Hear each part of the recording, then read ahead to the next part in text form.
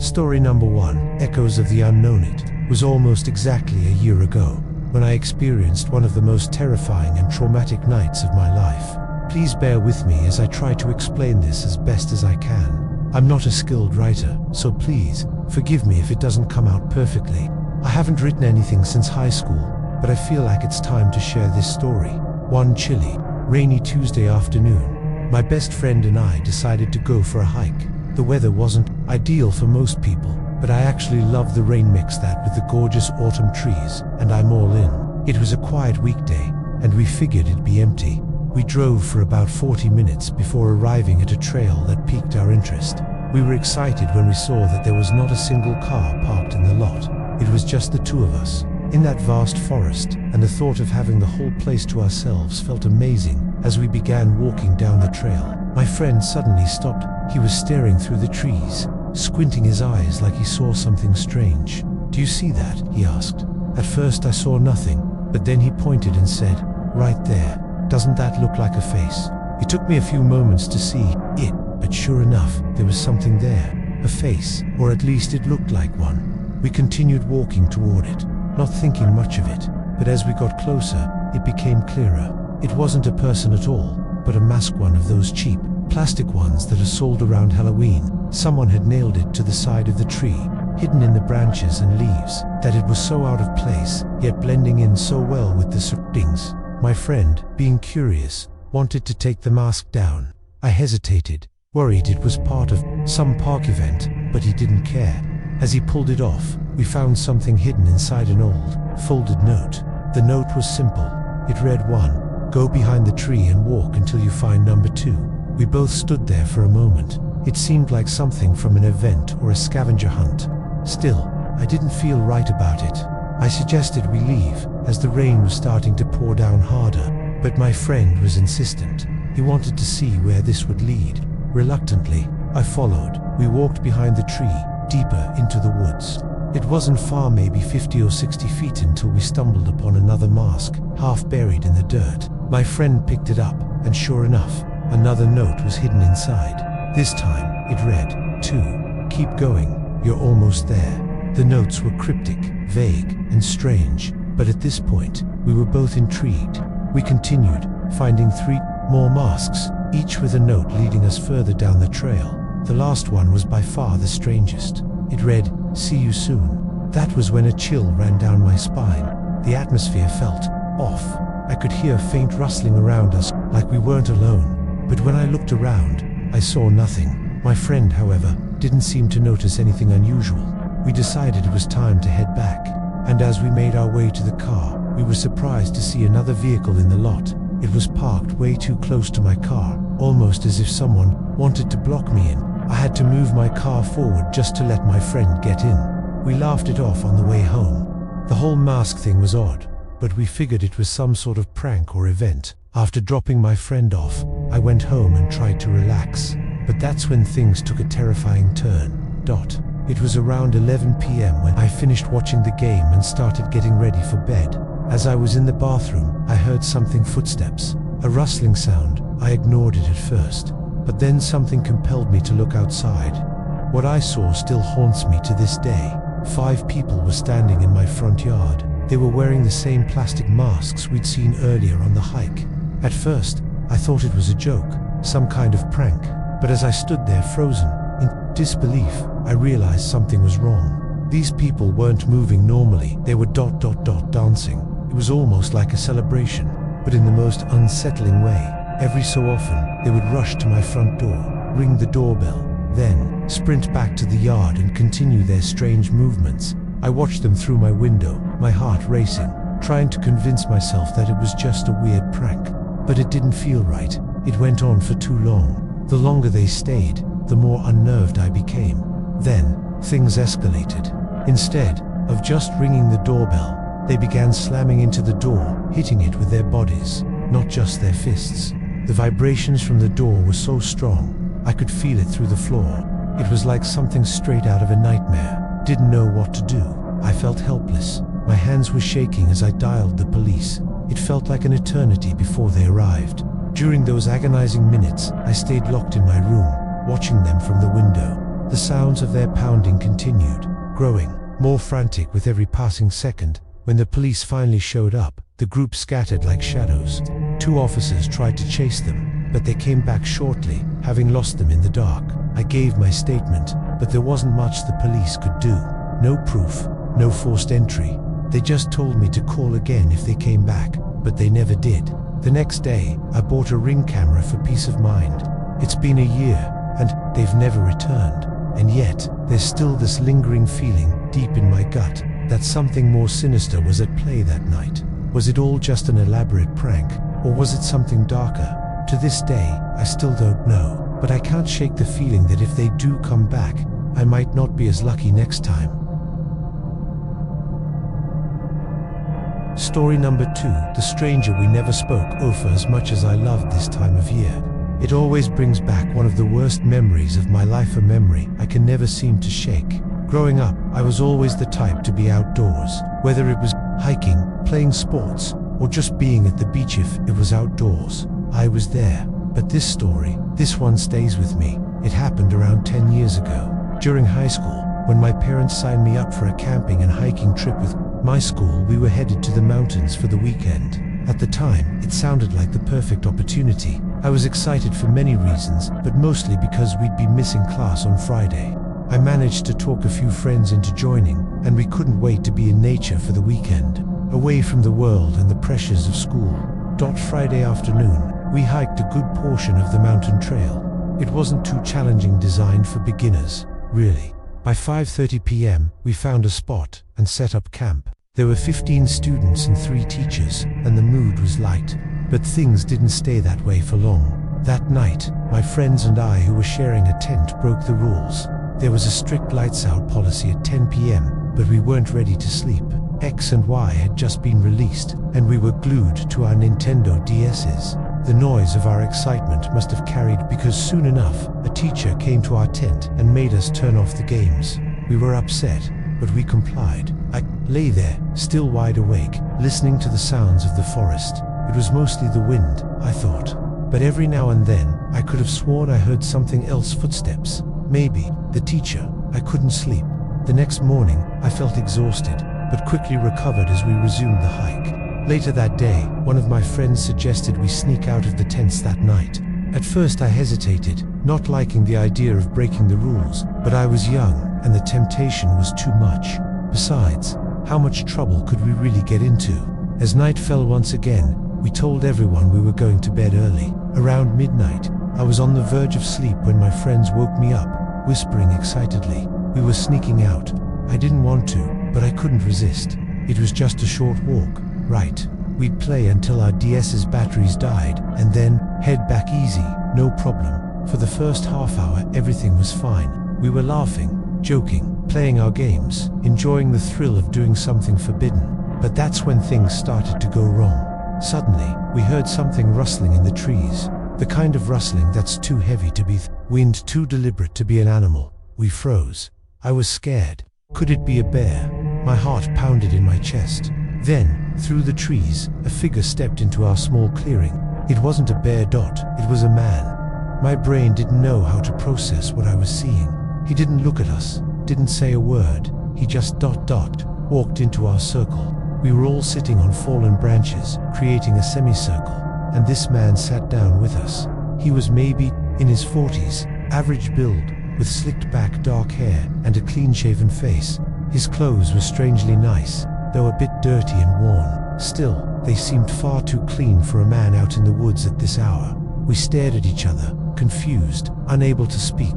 The air felt thick, heavy, like time itself had slowed down. He didn't look up, didn't acknowledge us at all. He just sat there, his gaze fixed downward. We silently exchanged glances, our unease building. Without a word, we agreed it was time to leave. We stood up slowly, trying to make as little noise as possible. The man remained still, staring at the ground, not moving. But then, just as we began to walk away, he stood up to It was so strange. He mirrored our movements, as if he were copying us, but never once did he look at us. His movements were stiff, deliberate, almost mechanical. Panic hit. We all ran, instinctively, not saying a word. We didn't look back until we reached the campsite. I glanced behind me a few times, and I saw him. He was jogging after us, but it wasn't like he was trying to catch up. His movements were slow, emotionless, like he was walking through the motions, not really engaged. We reached the campsite, breathless, and zipped ourselves into our tents as quietly as we could. I don't know why we didn't tell anyone. We were scared, yes, but also embarrassed. We'd been sneaking out and didn't want to get in trouble. I guess we thought we could just pretend nothing happened. But that night, we didn't sleep. Every little sound, every snap of a branch, every gust of wind made us jump. We stayed awake the whole night, too afraid to fall asleep, too afraid to let our guard down. The next morning, when the first light of day finally appeared, we felt a wave of relief. We hiked out of the woods that afternoon, never speaking a word of what happened to our teachers. We didn't want to risk getting caught, but even now, years later, I can't help but think back to that night. The man in the woods. We never saw him again, and we never told anyone. Part of me still wonders, was he just some weird guy lost in the woods? Or was he something darker? That question will haunt me forever. Story number 3, The Haunting of Autumn. Autumn. It's a season that holds magic for me. The way the leaves turn brilliant hues of red, orange, and gold. The crisp air, the scent of pumpkins and apple cider. I love everything about it. Hiking through the woods, picking apples, pumpkins, and even celebrating Halloween. But most of all, October will always be special because that's when my husband and I got married. This year, we'll celebrate our 15th wedding anniversary. But this beautiful season is also haunted by a memory, a nightmare that nearly destroyed my love for this time of year. We had just celebrated our first wedding anniversary the weekend before, and after the excitement of that, we decided to take it easy the next weekend. We thought it would be nice to enjoy a relaxing afternoon, a simple pumpkin picking trip. The sun was shining, the air was cool, the perfect autumn day. We spent hours at the pumpkin patch. It wasn't just about picking pumpkins. The place had so much more to offer. There was live music, hot coffee, apple cider donuts. The atmosphere was perfect. As we were preparing to leave, I noticed something.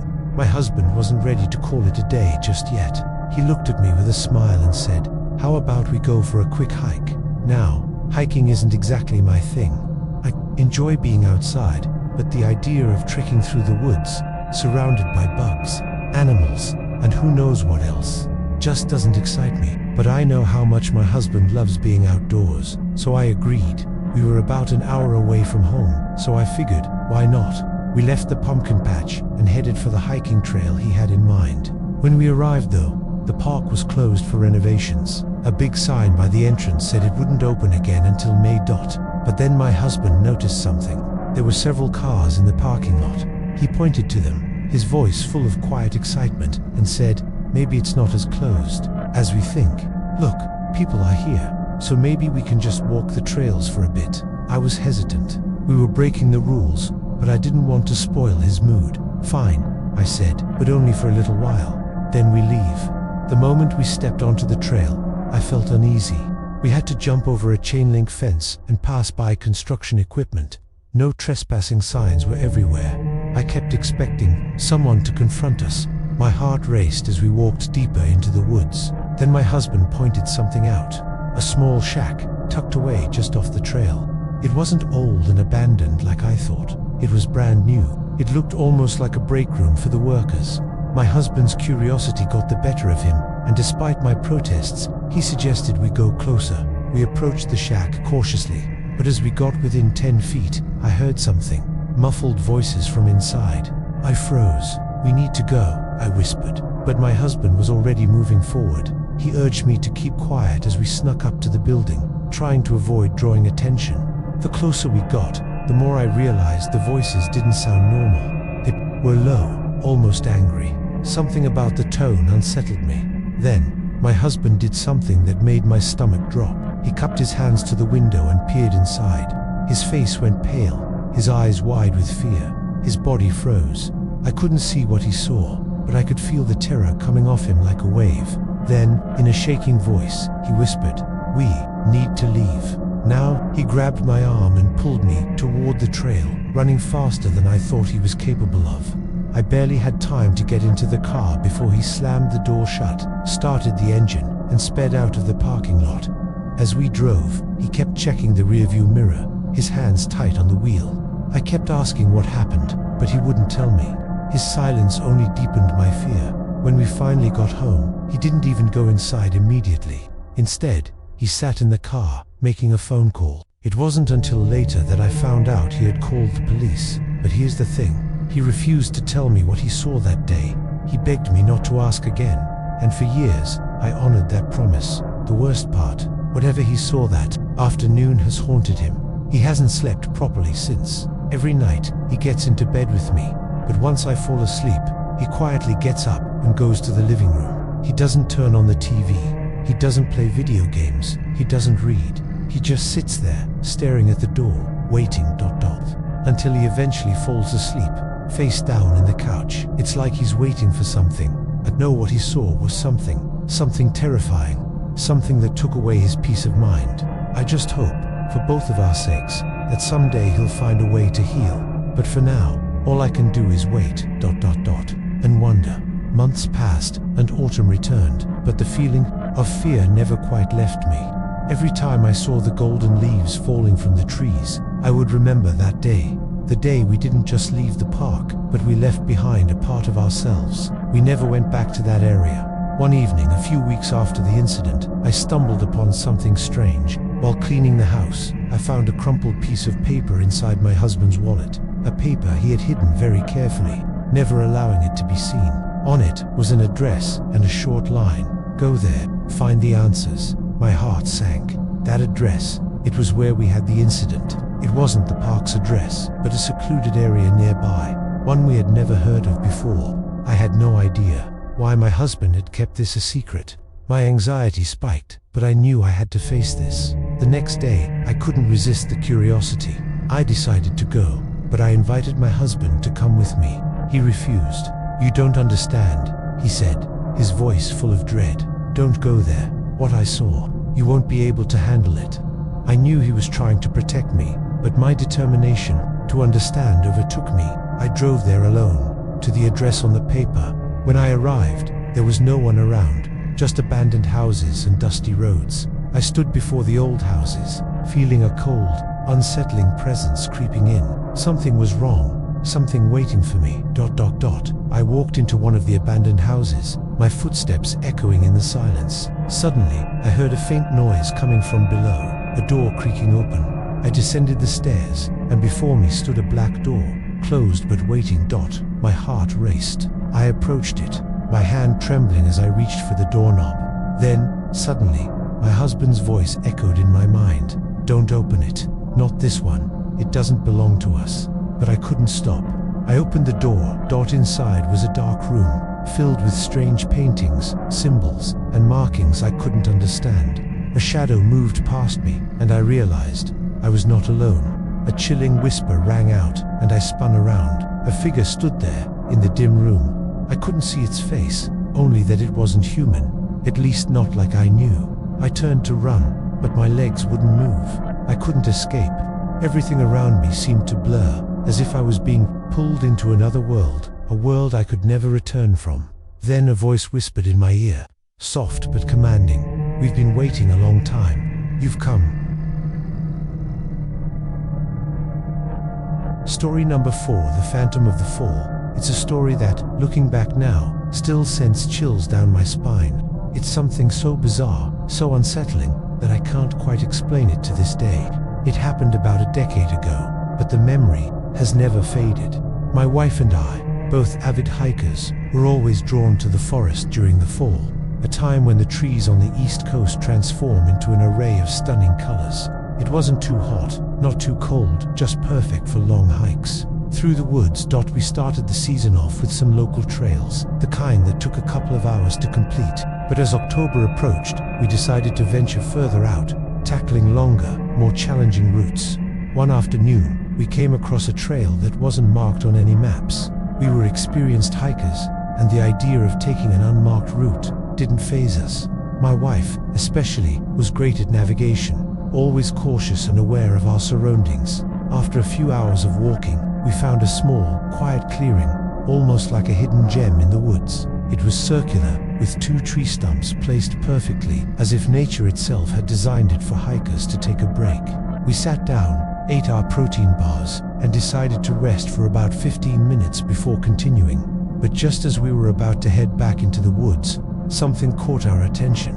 A noise at first. It was faint, just a rustling in the trees, but it was persistent. It didn't sound like the typical forest animals. It was something more deliberate, something that didn't belong. My wife and I froze, trying to make sense of the sound. What could it be? A bear? A wildcat?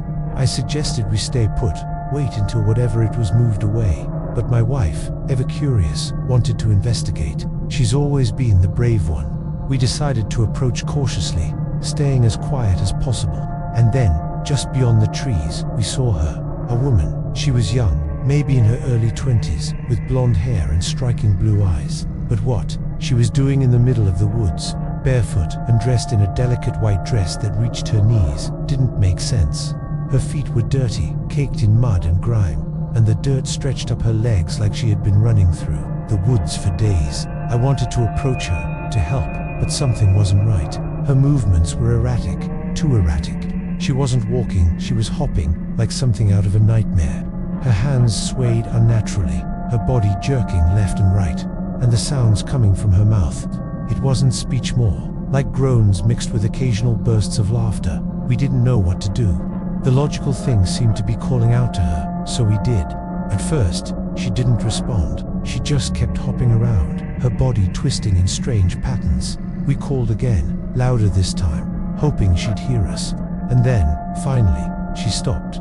Completely. No more strange movements, no more mumbling. She just stood there, silent.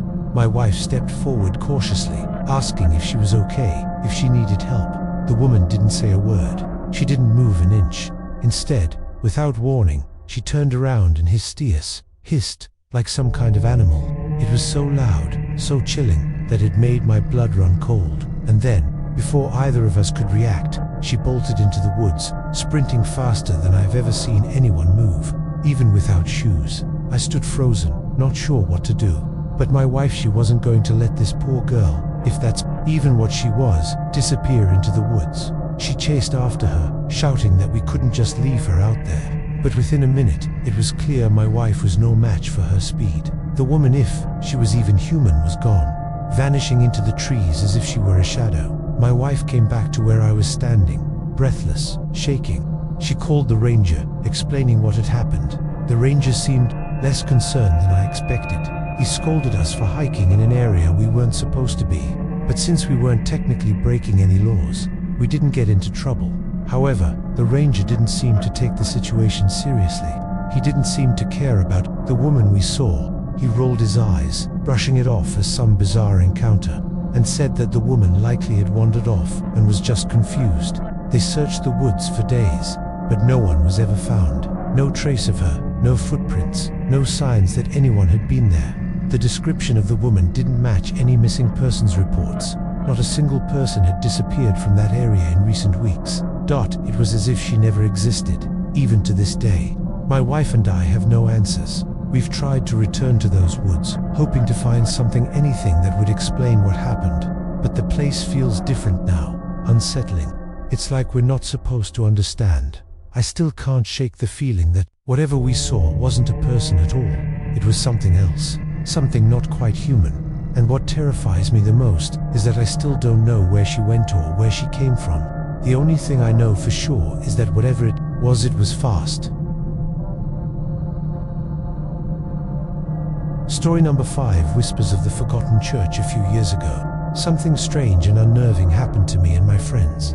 We live in Nevada, but every fall, we make a tradition of flying to New York to hike the trails, specifically in the Adirondack Mountains. If you've never seen them, trust me, it's worth the trip. The sights there are nothing short of breathtaking, probably the most beautiful landscapes you'll ever witness. Many people hear New York and immediately think of the city, but the state itself is vast, filled with deep forests and mountains. If you're a fan of nature and the outdoors, the Adirondacks are a must-see. My friend Louise is the one who plans all of our trips. He's one of those rare people who could probably survive in the wild for weeks, with nothing but his wits and the land. We trust him. He's always been thorough, and he knows how to stay safe in nature. We've been going on these hikes together for over a decade now, and every year, he surprises us with something new. This year though, things took a strange turn. We arrived at our cabin, the same one we always rent, and spent the first night going over the map and the trail that Louise had planned for us. It seemed like a pretty straightforward trip, no intense challenges, just enjoying the scenery. But, as usual, Louise had something up his sleeve. Early the next morning, we set out. On our hike, the woods were stunning. The colors of the changing leaves, the crisp mountain air, felt perfect. We were deep into the forest when Louise, with his usual sharp gaze, pointed out something ahead. "That doesn't look natural," he said, squinting into the distance. Of course, the moment someone says that, you get a chill. It's the kind of thing you hear in horror movies, just before things go wrong. But we trusted Louise, so we followed him. A few yards off the main trail, we stumbled upon something that none of us could have expected, a dilapidated, old building.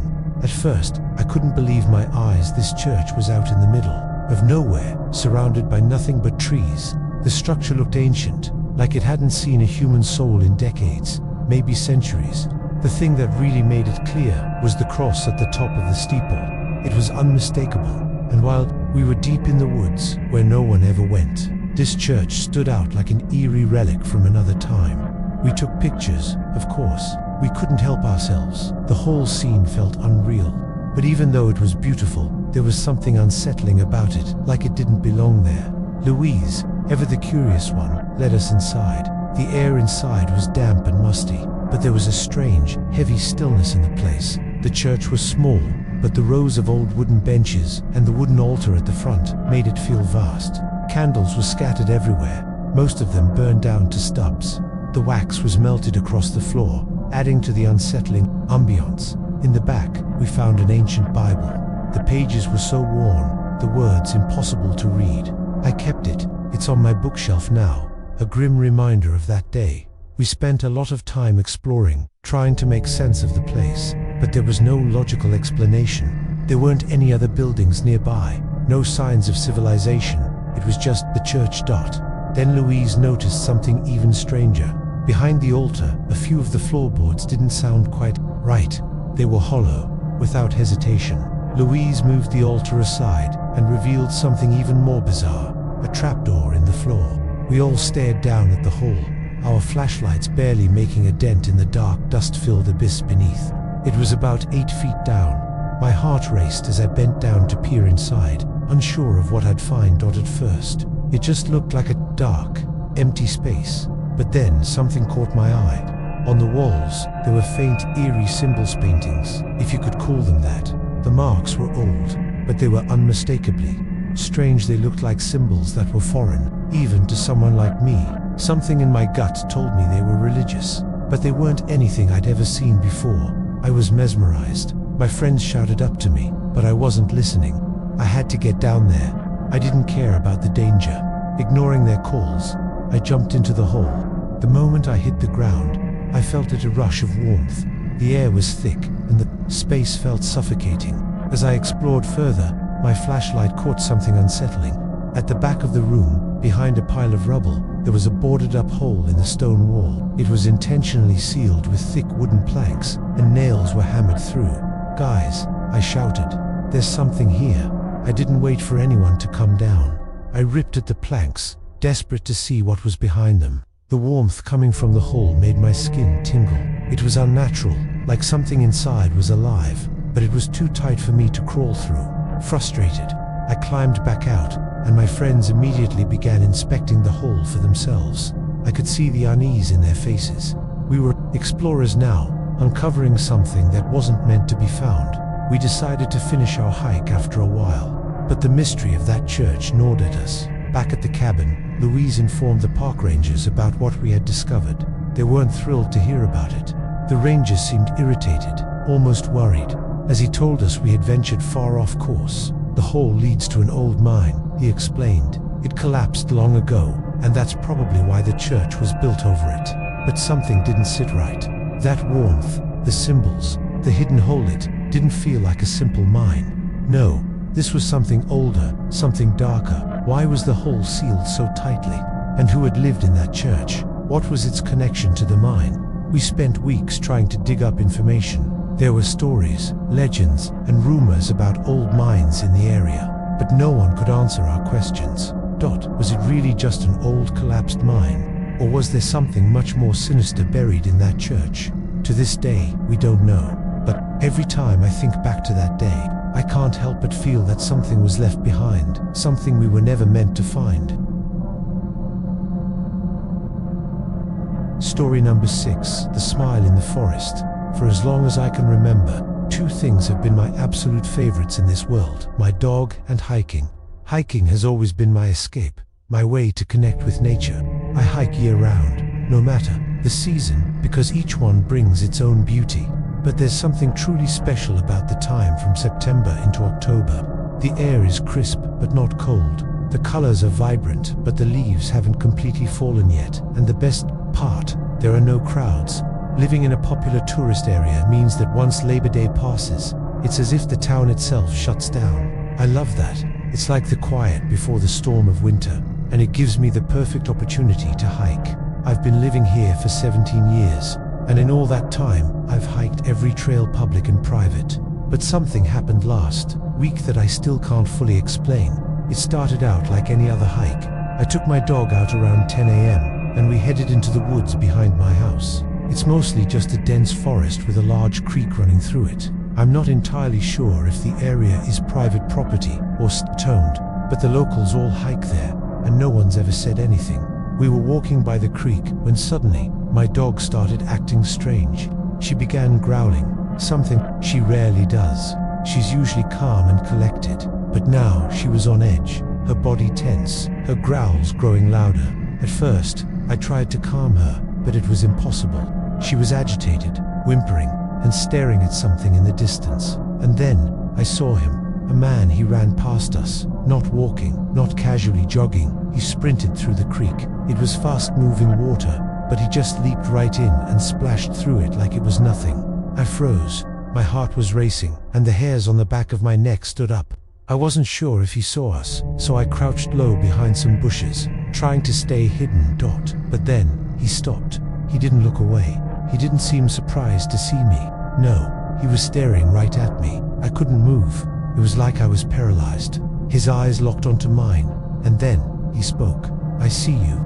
I tried to ignore him, hoping it was just some weird encounter, but he said it again and again. "I see you. I see you. I see you." It felt like a nightmare, the kind where you can't wake up, no matter how hard you try. I held my breath, trying not to make a sound, watching as he just stood there, smiling, grinning like he knew something I didn't. His teeth were yellow, stained. His smile wasn't just strange, it was wrong. Suddenly, without warning, he charged. He sprinted back through the creek, the water splashing wildly, and before I could even think to run, he was right there, inches from me. I stood up as quickly as I could, puffing out my chest, trying to act bigger than I felt. I was terrified. I knew I had to protect my dog, at least. And then, he stopped. It wasn't like he slowed down, he just froze. Right there, inches from me. His smile grew wider, his eyes crazed, and before I could do anything, he leaned in and screamed. It wasn't just a shout. It was a scream, loud, piercing, and filled with so much rage that I could feel it vibrate through my bones. After the scream, he started laughing. It was a twisted, manic laugh that sent a chill down my spine.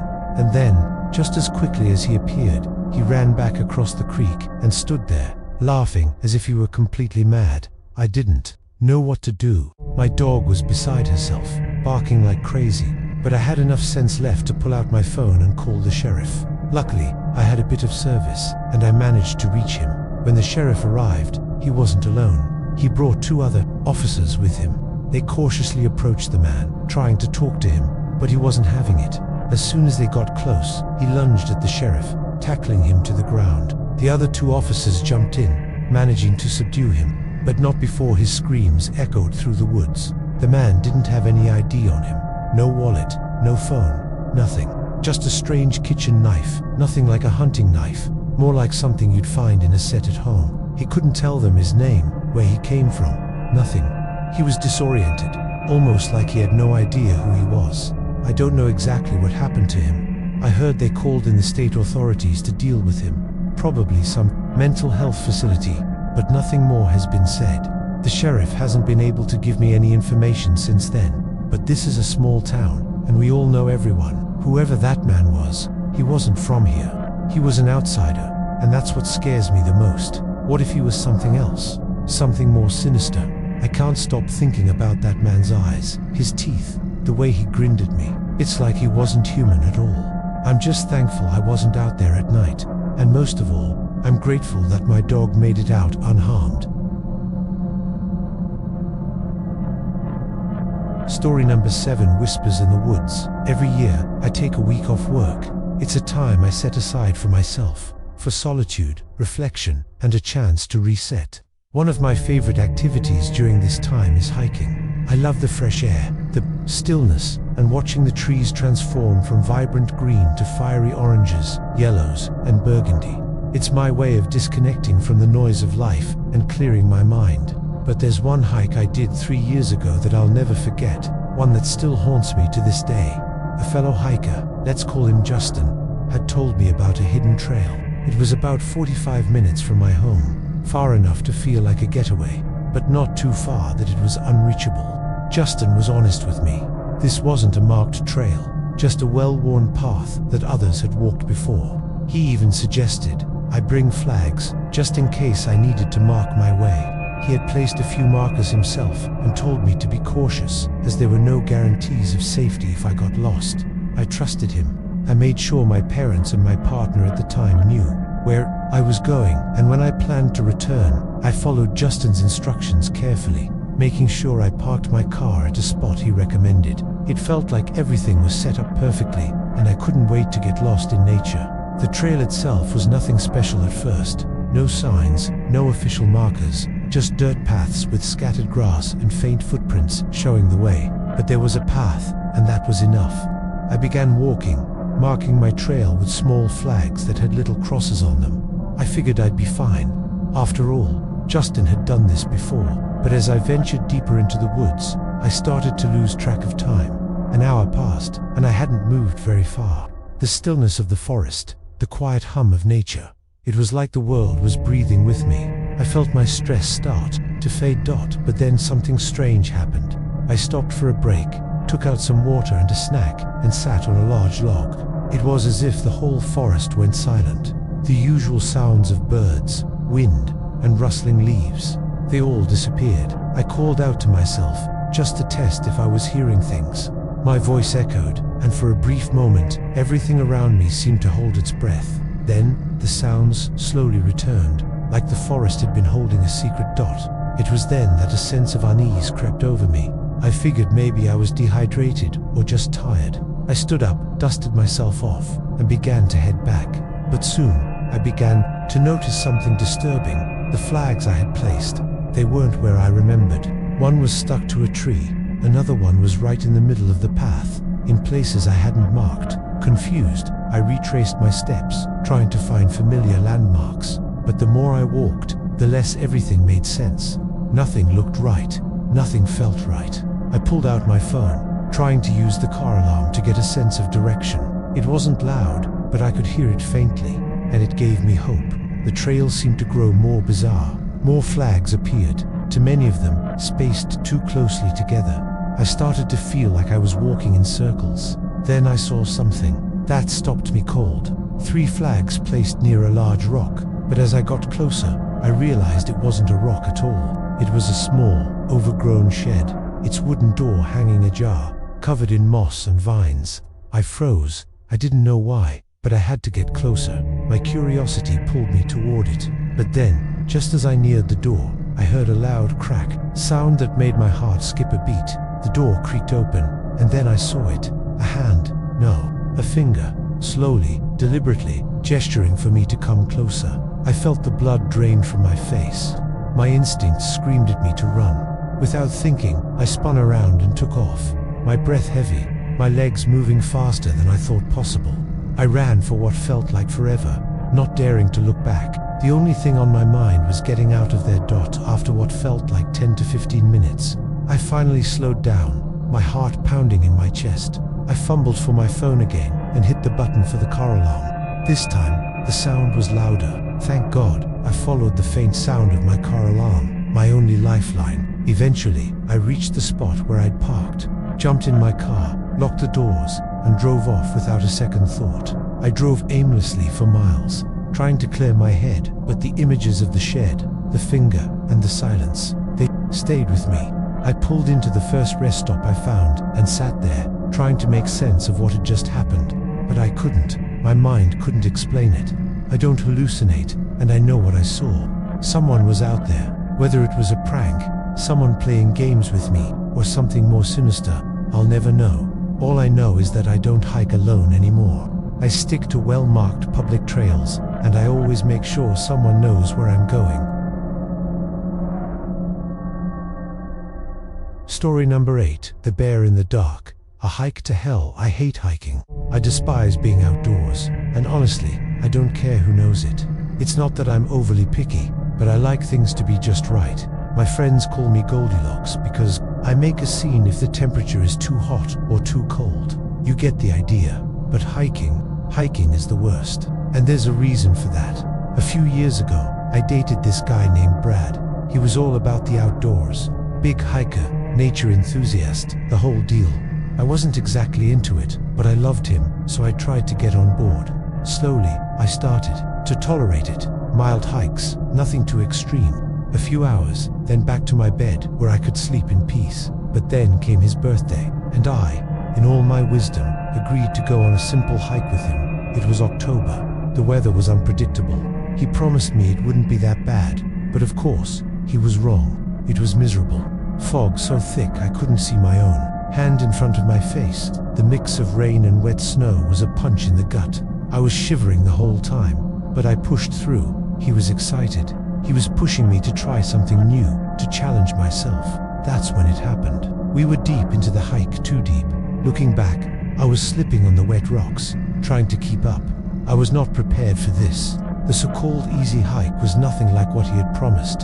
And then it happened. My foot got caught. I stumbled, and I tumbled, hard, down the steep, jagged cliffside. I felt my legs snap, the sickening crack echoing in my ears. Pain, unbearable pain. I was too far down for him to reach me, and he screamed from above, but I couldn't answer right away. I was in shock. My leg was broken, and all I could do was cling to a tree, trying to breathe through the agony. It felt like hours before I finally shouted up to him. What would he do? I wasn't sure. He promised to get help, but I knew better. He was far from the nearest help. We were miles into the trail. The sun was setting. Fast dot the cold. The cold hit next, like an invisible hand clutching at me. It was October, and when the sun dipped, it got dark quick. The air turned bitter. I started to feel like I was fading away, but I had to hold on. I had to stay alive. And then, just as I was beginning to lose hope, I heard it. Low, guttural growling. At first, I thought it was just my mind playing tricks, a product of the cold and fear. But no, this was real. I turned on my flashlight, shining it ahead, and what I saw made my blood freeze. Two glowing eyes. I turned off the light immediately, panic setting in. Whatever it was, I wasn't ready to face it. The growl grew louder, closer, closer. I was so scared. I could feel the vibrations of its steps. And then, in the darkness, I saw it, a large black shape, moving toward me. A bear, a huge bear. I didn't know the rules. Should I scream? Should I run? Should I stay still?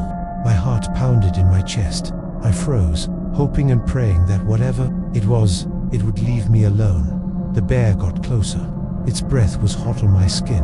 I could smell it, the musk, the wildness. I closed my eyes, waiting. It was going to kill me. But then, something strange happened. The bear didn't attack. It didn't lunge. It just sat down right beside me. I could feel its breath, warm, heavy, its body blocking out the little light from my flashlight. I was trapped, and the only thing I could do was sit there, trembling, praying that it would leave. And then, finally, it stood up, slowly, and walked away. I didn't dare move, not for a long while. I just sat there, trying to process what had just happened. Was I dreaming? Was I hallucinating from the pain? I didn't know. but all I could do was breathe, slowly, trying to calm my racing heart. Then, just as I thought I was completely alone again, I heard it, a faint shout from the top of the cliff, a voice, coming closer. Finally, Brad had come back. He was calling for help, and not long after, I saw the flashlights above. Rescue. It wasn't a dream. The rest was a blur. They rappelled down, setting a splint on my leg and hoisting me up, every movement sending waves of pain through me. I wanted to scream, but I couldn't. My body was too exhausted. The pain was too intense. Hours later, I was finally out of the woods and in the hospital. Broken leg confirmed, and somewhere between the hospital room and the painkillers, I made my decision. I was done with him, with hiking, with the outdoors. Brat was shocked, but I didn't care. That was my brush with death. I'd survived, barely, and I was done with nature for good. I'll never forget those glowing eyes. I don't know why the bear didn't attack. Maybe it was just curiosity, or maybe it was pity. Either way, I'm alive to tell the story. And let me tell you this: if you're ever out there and you're unsure if you can make it, if you're questioning whether or not you should back out, do it. You might not be as lucky as I was. Story number 9, The Stranger Outside. I've never really liked kids, and I know that's blunt, but it's the truth. I've always had bad luck with them. As I've gotten older though, I'm starting to question whether I should have kids of my own. I spent a good chunk of last year trying to spend more time with my brother and his son, trying to get comfortable around children, and just see what it felt like. A few months back, I got an opportunity to babysit one of my co-workers' kids. A year ago, I would have turned it down instantly, but this time, I decided to give it a shot. Besides, I needed the extra cash. I was relieved to find out the kid wasn't a baby like my nephew. He was 7 years old and seemed to really enjoy playing games. This, I could handle. We started outside, playing some games. Everything seemed normal at first, but then the weather turned and it started raining. So, we decided to head indoors. That's when things started to take a weird turn. The kid started getting moody, and I couldn't figure out why. I tried to think of some games I loved when I was his age and thought of hide and seek. I even played it with my friends in high school sometimes. Surprisingly, he'd never played it before, so I explained the rules to him. He got really excited and couldn't wait to start. We played a few rounds, and he even started yelling at me, saying my hiding spots were too easy. It was fun, but then something unsettling happened. I went up to his bedroom, thinking it'd be a good place to hide. I crawled under his twin bed, not the best spot, but hey, he's only 7. I heard him shouting, "Ready or not, here I come." Then I heard him running downstairs, giggling. For a second, I thought everything was fine. But then, out of the corner of my eye, I saw her, a woman. She was standing at the window. At first, I didn't believe what I was seeing. She just stood there, staring into the house, motionless. Then, she leaned in closer, cupping her hands around her face, peering into the window like she was searching for something. My heart dropped. I was frozen in place. I didn't know what to do. She didn't notice me, thank God, but I could feel my pulse racing. She then started trying to open the window, tugging at it. I could hear the faint scraping sound as she struggled with it. She was clearly trying to break in, but I couldn't understand why. She looked over her shoulder multiple times, as if she knew what she was doing was wrong. I started panicking. Should I run? Should I call the police? I couldn't bring myself to do anything. The woman gave the window a few more desperate jerks before she stepped back. I didn't breathe for what felt like forever. Then, in the blink of an eye, she was gone. I didn't even hear her footsteps. Just as I was about to get up, I heard the little boy yell from downstairs, "I found you." My heart leaped into my throat. I shrieked so loudly, I scared the poor kid half to death. I didn't know what to do. Ask the woman still outside. Was she watching us? Instinctively, I grabbed the kid and rushed him to the garage. I didn't even look outside too closely, but I could feel the weight of something following us. I drove as fast as I could, trying to get as far away from that place as possible. I kept looking over my shoulder, my anxiety rising with each passing second. When we got to the ice cream shop, I immediately texted the boy's mum, telling her everything that had happened. I couldn't shake the feeling that we were being watched. She called the police, and I felt a little better, knowing they were coming. A few minutes later, the officer arrived, and we met at the ice cream shop. I stepped aside with the officer and gave her a detailed description of the woman. After hearing it, the mother's face went pale. She didn't recognize anyone who fit that description. The officer assured us they'd look into it, but as far as I knew, they never caught her. The mother was terrified and took the boy to stay with her own mother for a while. They ended up moving out of that house shortly after, but they've since returned. She installed security cameras everywhere. Months later, she still thanks me for keeping the kids safe, but I can't stop feeling guilty. Should I have called the cops right away? Should I have confronted her when I had the chance? I'm just relieved that the boy is okay, and that woman never came back. But every time I close my eyes, I see her face pressed against that window. I'll never forget it. Story number 10, The Hidden Terror. Uncle Ron's Return. It was supposed to be a fun family reunion at my aunt and uncle's farmhouse. I had come all the way from Washington State to visit my family on the East Coast, and I was excited to spend time with everyone except for one person. You see, my family is huge. My grandparents had 10 children, and I'm close to all of them. But there's one Uncle Ron who nobody talks about. He's the black sheep of the family, constantly in and out of jail, a source of shame and sorrow for everyone. My grandma tried to keep in touch with him, but Ron was reckless, and eventually, he just disappeared from our lives.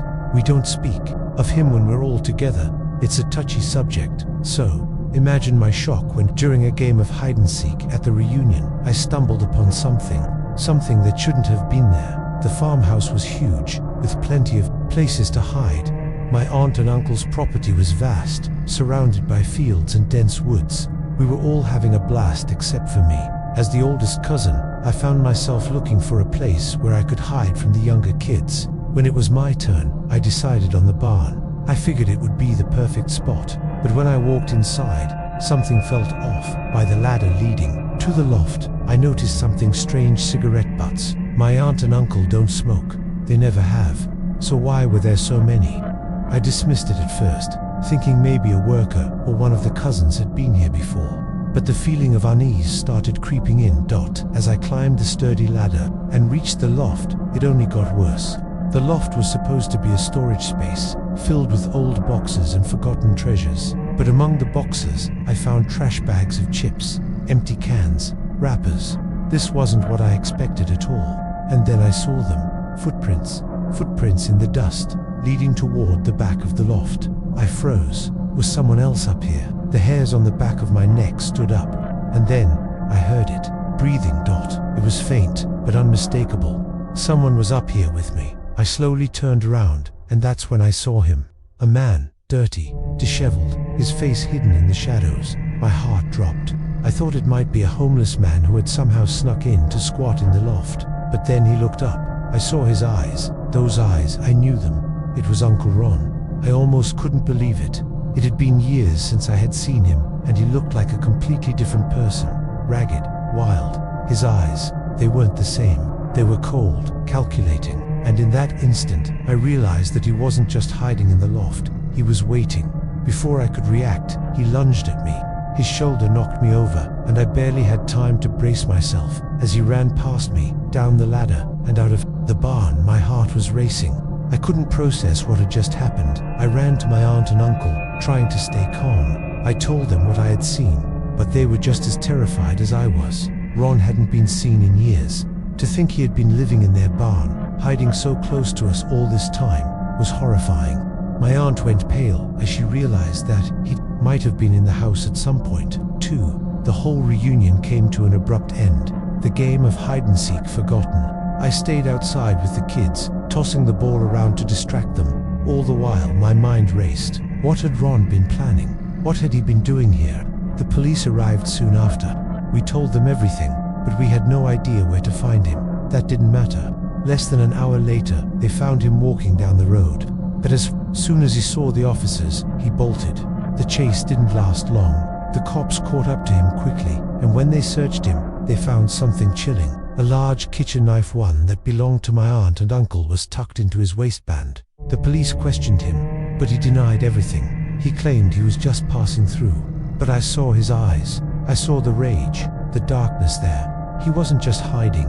He had a plan. and those eyes told me that whatever it wasn't good. I still shudder when I think about what might have happened if I hadn't found him in the loft. If I hadn't interrupted whatever sick plan he had in mind. I'll never forget those eyes. There was something evil in them. I may never know what he was truly after, but one thing is certain: my family will never be the same again. Story number 11. Shadows in the Night. We're mostly good kids back in high school.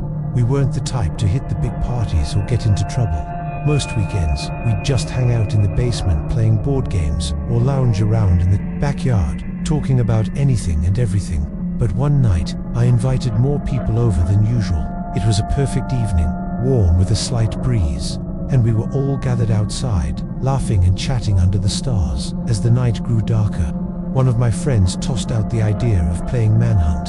For anyone who's unfamiliar with it, Manhunt is just a more intense version of hide and seek. You usually play in teams, and you can't help but feel that rush of adrenaline when you're hiding in the dark. I immediately asked Sarah to be my partner. I had been crushing on her for months, and I saw this as the perfect opportunity to spend some one-on-one time with her. My town was small, so small, in fact, that everyone on my street knew each other. We often played games like this, and the neighbors never minded. I remember it clearly. Sarah and I were excited. After all, the game was meant to be fun, but I was nervous too. I mean, being alone with Sarah on such a dark night, it felt like a chance I couldn't pass up. The Seekers went to the garage and started counting to 100 while the rest of us scattered to find hiding spots. It was the usual. Most of us took off into the backyards. I suggested to Sarah that we hide in the front yard, near an old man's house at the end of the street. The house was small and run down, and the old man who lived there had lost his wife a few years before. I felt like no one would think to look in front of his house, so it was perfect. The boat in his driveway caught my eye. It was large, an old fishing boat that hadn't been used in a while, and something about hiding under it felt right. Sarah agreed, and the two of us crawled beneath the boat. The cool night air made her shiver, so she curled up next to me for warmth. I felt like the night couldn't get any better. We were barely settled when we heard footsteps. They came closer, then paused just beside the boat. The person was whispering, their voice frantic. "Hurry up." Another pair of footsteps ran past. Both voices were strange, unfamiliar. I thought it might have been one of my friends trying to be sneaky, lowering their voice to disguise it. But the sound of the footsteps kept echoing in the silence. Then, out of nowhere, we heard it. A scream. It wasn't a scream of excitement or fun. It was a scream of pure terror. The voice was shaking, desperate, and it made my blood run cold. It was the old man, the one whose boat we were hiding under. "Help! Someone help me!" Panic surged through me. Sarah looked at me, wide-eyed. We scrambled out from under the boat, but my mind was racing. That scream, it wasn't something I could just ignore. We ran toward the old man's driveway, and there he was, trembling, looking as though he had just seen a ghost. He recognized me, stuttering, his voice weak. After a few moments, the others emerged from their hiding spots, confusion and fear all over their faces. I was reading ... Then they came in. Two men ... They had masks. They took everything ... His words were barely audible. I tried to stop them, but they were too big, too strong ... Double quotes. My heart sank. We quickly ran back to my house, and I had my mum call the police. They asked Sarah and me a lot of questions, but we didn't have any answers. We'd only seen those two men running by, but we never really saw their faces. The police believed the two men knew the old man. His large Doberman hadn't even barked when they entered. Something didn't sit right with me though. These men, they were armed. The old man had barely managed to escape with his life. My heart ached for him. Time passed, and life slowly returned to normal. But we never played Manhunt again. It wasn't that we outgrew it. No, it felt wrong somehow. Too real. We just couldn't bring ourselves to play again. It wasn't until this past weekend when my parents mentioned those days again that the full weight of the situation hit me. I asked them if they knew anything more about that night. That was when they told me something chilling. The old man had revealed to them, long after the incident, that the two men were armed. I felt a cold shiver run down my spine. Sarah and I had been mere feet away from two armed criminals committing a violent robbery. If we had moved a little sooner, or if things had gone differently, we might not have made it out of there alive. Even in a quiet, suburban neighborhood like mine, danger can hide in the darkest corners. Story number 12, The Vanishing Scarlet. Not too long ago, I decided to venture into the world of online dating. I never really had trouble meeting people in person, mostly through work or at bars, but I wanted something different. I was curious about meeting someone online, hoping to connect on a deeper level. I can't remember if it was Tinder or another app, but I remember the girl I matched with was named Scarlett. I thought the name was unique, and she was stunning. Still, with all the catfishing and fake profiles out there, I assumed she had to be too good to be true. I proceeded cautiously, making small talk to feel her out, and quickly realized she was genuine. I felt relieved, so I decided to ask her out.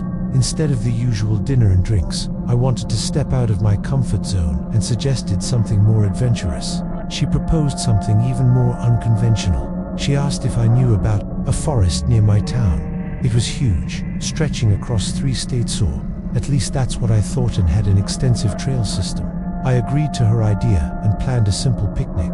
It was late summer, and the days were getting shorter. On the day of the date, I picked her up from downtown where she said she lived. We made the 45-minute drive to the forest. When we arrived, there was only one other car in the parking lot. I thought it was perfect. We'd have the entire forest to ourselves. We walked toward a scenic overlook with a beautiful view, holding hands.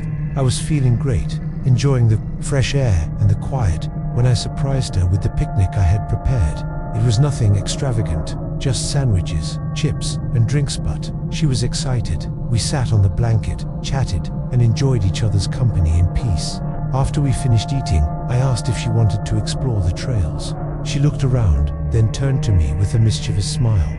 "I have a better idea," she said, her voice almost a whisper, "but you can't judge me." I was curious, intrigued by her playful tone. She looked down, almost shy, and said, "Let's play hide and seek." I blinked, surprised. Hide and seek? Out here? But the way she said it, so earnest, it sounded like fun. I wasn't really thinking with my head, just going along with the moment. I agreed, and her excitement was contagious. She told me to hide first while she counted to 30.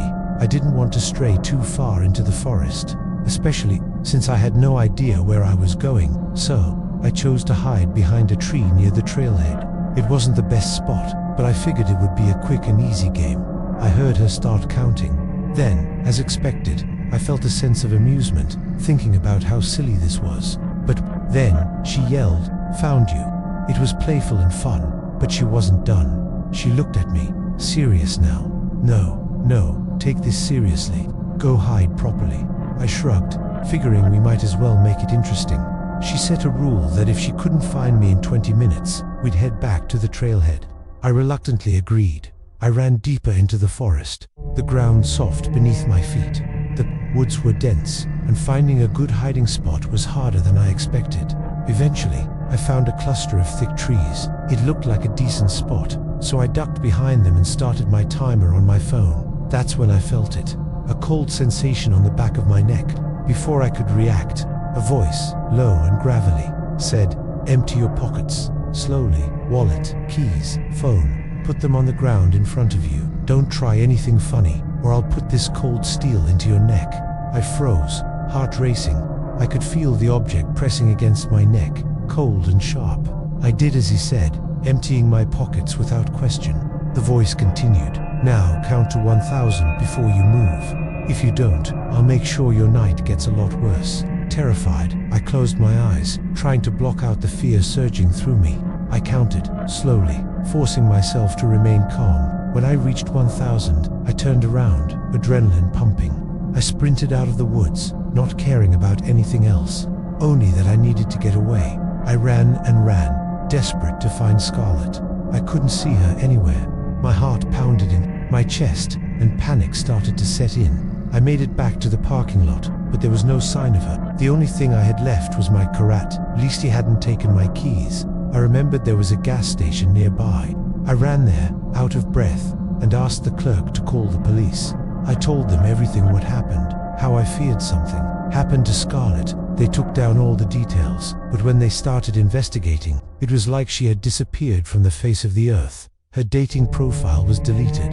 There were no missing persons reports. No one had seen or heard from her. The police even speculated that she might have been involved with the person who robbed me, given that no one else knew of a Scarlet. It made no sense. I'm still haunted by the mystery of it all. I often wonder if I was just a pawn in some twisted game.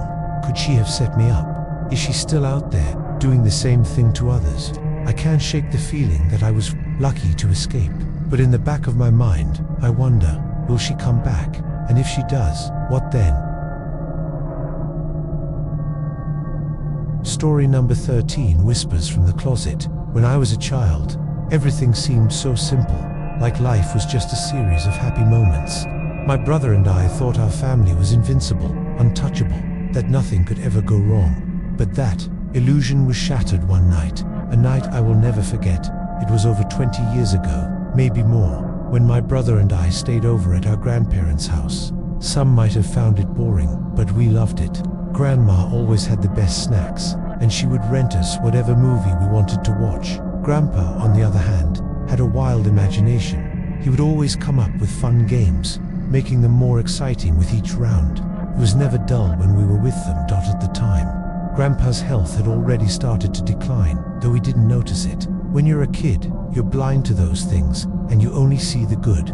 But now, looking back, it was so clear that Grandpa wasn't himself anymore. He wasn't as sharp as he used to be. But we didn't care. We were just happy to be there. One night, I suggested we play hide and seek, a game Grandpa loved to play with us. He always found the best hiding spots we never thought of, and we always had a blast. My brother and I begged him to play, and at first, he seemed reluctant, but eventually, he agreed with a big grin.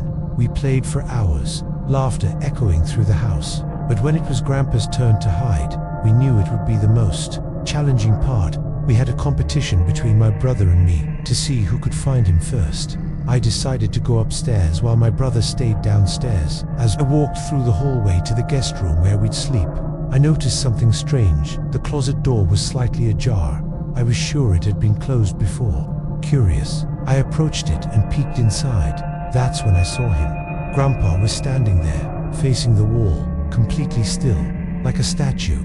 "Found you," I shouted, but he didn't react. I stepped closer, calling his name, but there was no movement, just an eerie stillness. I reached out and grabbed the back of his flannel shirt. As soon as I touched him, he turned around suddenly, his eyes wide, filled with anger and something darker. His voice, harsh and venomous, boomed, "Get away from me." It wasn't Grandpa, not the man I knew, not the man who had always been kind and playful. The voice was so different, so filled with malice, that it terrified me to my core. I ran down to the kitchen, tears streaming down my face, where Grandma was. She saw me and, without a word, wrapped her arms around me, comforting me. Within minutes, Grandpa came downstairs, all smiles and laughter. He acted like nothing had happened, saying, "I guess you two couldn't find me. Looks like I win this round." It was like a switch had flipped. Grandma whispered something to him, guiding him to his recliner, where he looked confused but complied. She said he needed a break, that he needed to rest. That night, I couldn't shake the image of Grandpa's face in the closet. His eyes had been full of something so dark, so unrecognizable. I was scared all night, and I remember Grandma telling him that I wasn't feeling well and would stay in our room. My brother had no idea, and when I told him about what happened, he didn't believe me. He insisted Grandpa wasn't capable of being so mean. Later that night, around the time when the house was dark and still, my brother woke me up, his face pale with fear. I was groggy, but immediately sensed something was wrong. "I hear voices," he whispered, his voice trembling. "From the closet, it sounds like Grandpa." My heart stopped. I listened closely. Sure enough, there were voices coming from the closet. One was light, almost joyful, with quiet chuckles. The other was sorrowful, like soft crying. We crept toward the closet, our hearts pounding in our chests. I slowly opened the door. What I saw will haunt me forever. It was Grandpa, but not Grandpa. He was standing there, alone, but his face was twisted. He was laughing no moment, and then sobbing uncontrollably the next. His voice was erratic, disjointed, as if he was being torn apart inside. It wasn't just one voice, but many. The sounds of his laughter and his sobbing filled the room with an unsettling energy. I could feel the air grow cold as I watched him, frozen in place. My brother clung to my shirt, terrified. We backed away slowly, heart racing, before sprinting downstairs to the living room. We hid under blankets, trying to block out the terror. The next morning, Grandma woke up early, and we pretended everything was fine. We didn't tell her what had happened. We didn't know how. How could we explain the nightmare we'd just lived? We didn't understand what was going on with Grandpa, but we knew it wasn't right. Grandma made breakfast, and Grandpa sat in his recliner, watching sports highlights as if nothing had happened. He looked normal, but I couldn't shake the memory of his twisted face in the closet, or the voices that echoed in my head. When Mom came to pick us up, we ran to the car, eager to leave. I noticed Grandma whispering something to her on the porch, and I saw my mom's expression shift, a frown deepening on her face. Once we were in the car, my mom asked how everything went. We told her everything, how Grandpa had snapped at me in the closet, how we heard him laughing and crying in the middle of the night. She didn't say much, just that Grandpa wasn't feeling like himself lately, and that we would be taking a break from staying there. A few years later, we found out that Grandpa had been diagnosed with dementia. As it worsened, he lost himself completely, unable to recognize anyone or anything around him. It was heartbreaking, but as a child, seeing the fear in his eyes, the way he snapped at me, and hearing those terrifying voices was something that stayed with me for years. I didn't understand then, but I do now. And I will never forget the night we learned that sometimes the people you love aren't really themselves anymore.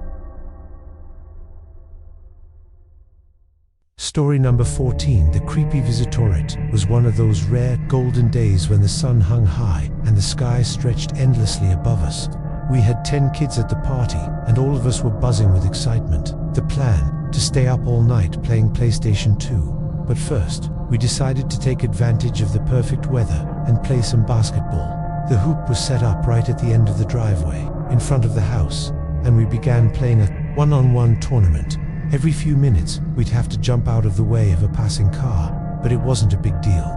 Traffic was light that day. However, there was one car that kept driving by. It wasn't like the others. It was a beat-up, grey car, and the man behind the wheel looked strange. He passed by a few times, and we all started to notice it. It wasn't just one casual drive-by, it was as if he was circling the block over and over. His car would come, disappear, and then reappear a few minutes later, much like clockwork. By the fourth time, we started exchanging uneasy glances. Something felt off. And then, the unthinkable happened. The car stopped at the end of the street. We were still playing, but now our eyes were on the car. We didn't want to admit it, but a cold feeling washed over us. He sat there for a moment, then reversed down the road until he was right underneath our basketball hoop. The window slowly rolled down, and out came a voice, high-pitched, squeaky, almost too perfect to be real. "Hey, fellas, you guys are pretty good at basketball. I was actually heading to the park to shoot some hoops, but I don't have a ball. How about I borrow yours? Maybe one or two of you could come with me. What do you say?" None of us responded. We all just stared. I could feel the tension thickening in the air. Without saying anything, I glanced at my friends and gestured for them to head inside. We didn't need to be told twice. We knew this wasn't right, but one of my friends was too naive to see the danger. He took a few steps forward, almost heading toward the car, about to hand him one of our spare basketballs. I grabbed his arm and pulled him back. "No, we're going inside now," I said in a low voice. We started walking toward the front door, but the man wasn't done yet. "You guys sure?" His voice was almost pleading now. "Come on, I won't even tell your parents. You won't get in trouble. No one has to know." Those words sent a shiver down my spine. Even at that age, I knew exactly what was happening. We all rushed inside, the door slamming behind us, and we peered through the window. The man was still sitting in his car, parked at the end of the street. But then, something unexpected happened. Our neighbor, Mr. Reynolds, walked out of his house. He looked over at the car and began walking toward it. The man in the gray car quickly put the car in reverse and sped off, disappearing into the night. The whole thing was unsettling, but I tried to brush it off.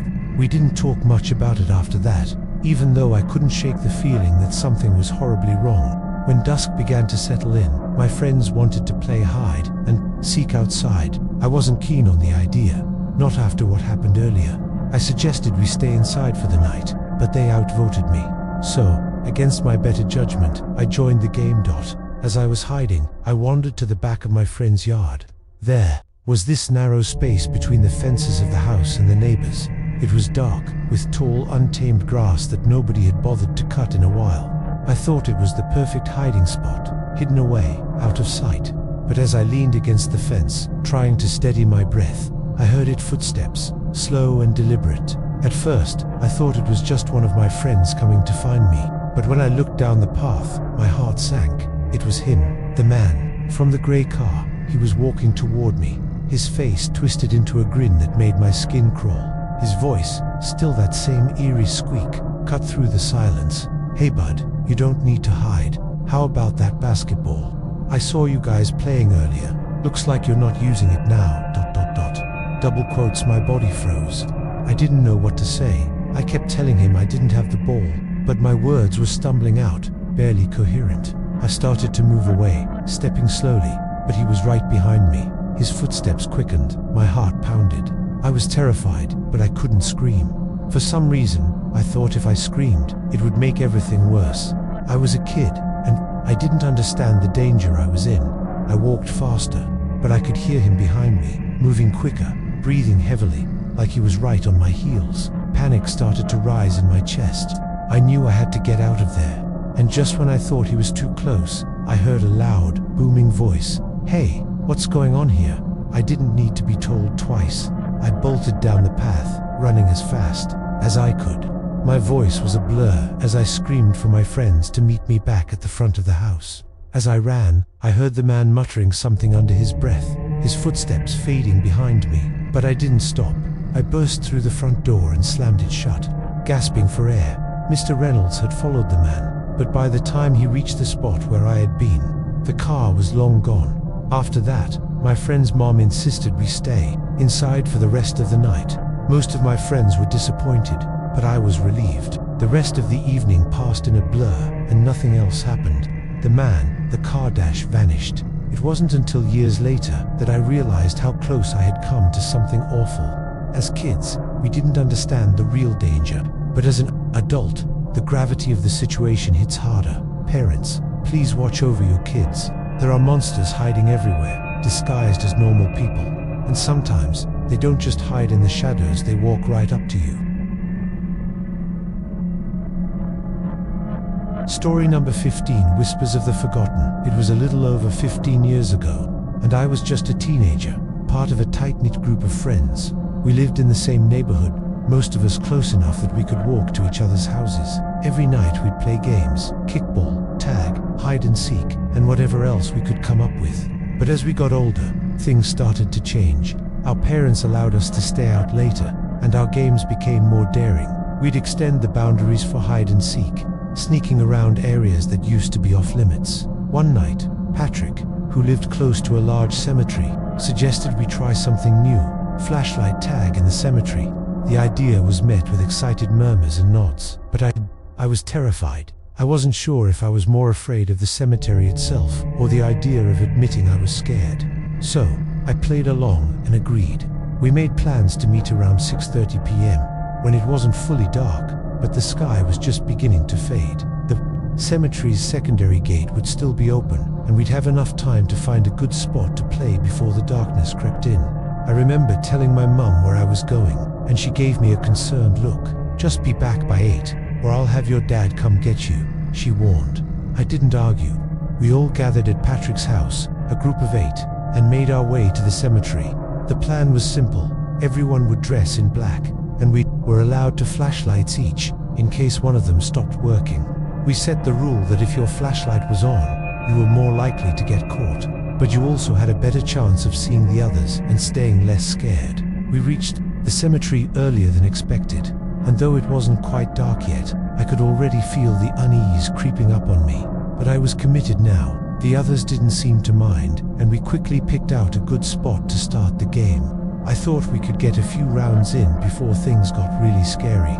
But before I knew it, The sun had set, and the darkness wrapped around us like a suffocating blanket. Patrick volunteered to be the first seeker, and the game began. We scattered, turning our flashlights off and creeping into the shadows.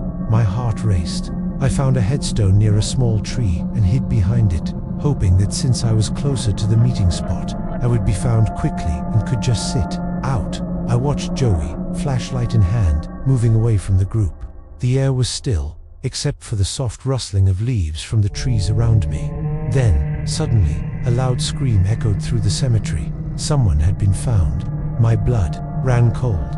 I slowly began to move toward the tree, trying to stay as quiet as possible. That's when I saw him. At first I thought it was one of my friends, crouched behind another headstone. But as I drew closer, I realized with a jolt that it wasn't one of us.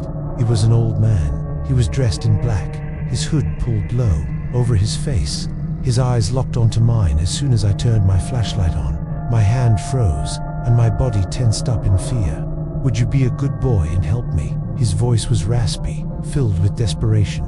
I couldn't move. The words were stuck in my throat. For a moment, time stood still. Then, without warning, he let out a blood-curdling scream. "Help me." The sound cut through the silence like a knife. I stumbled backward, my flashlight shaking in my hand as I tried to run. My heart pounded in my chest as I sprinted through the dark, shouting, "Game over, game over."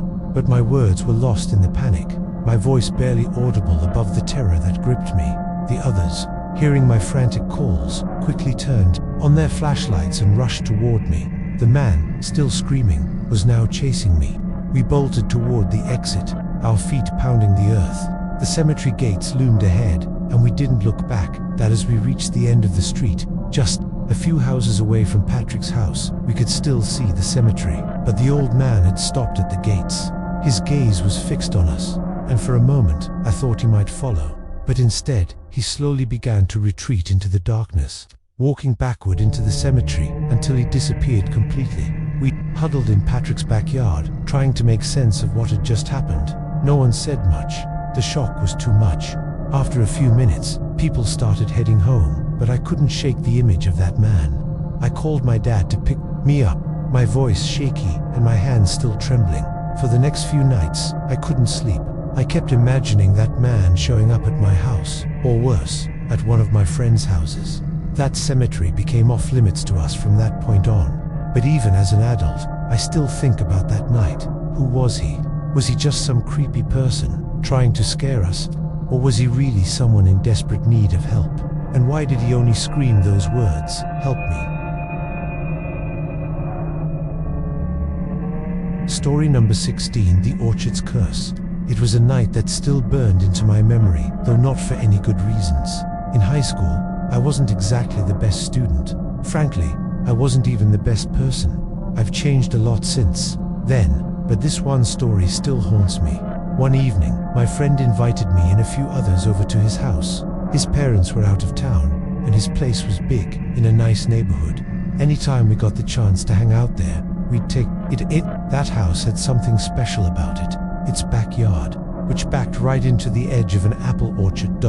Now, the orchard wasn't just any orchard. It held memories, some of them dark. When we were kids, we used to sneak into the orchard. At the end of the row of apple trees, we'd pick apples like it was the most rebellious thing in the world, feeling like we owned the place. But one day, the owner of the orchard caught us. He wasn't just angry, he was absolutely livid. To him, we were criminals. We didn't think it was a big deal, but it clearly was to him.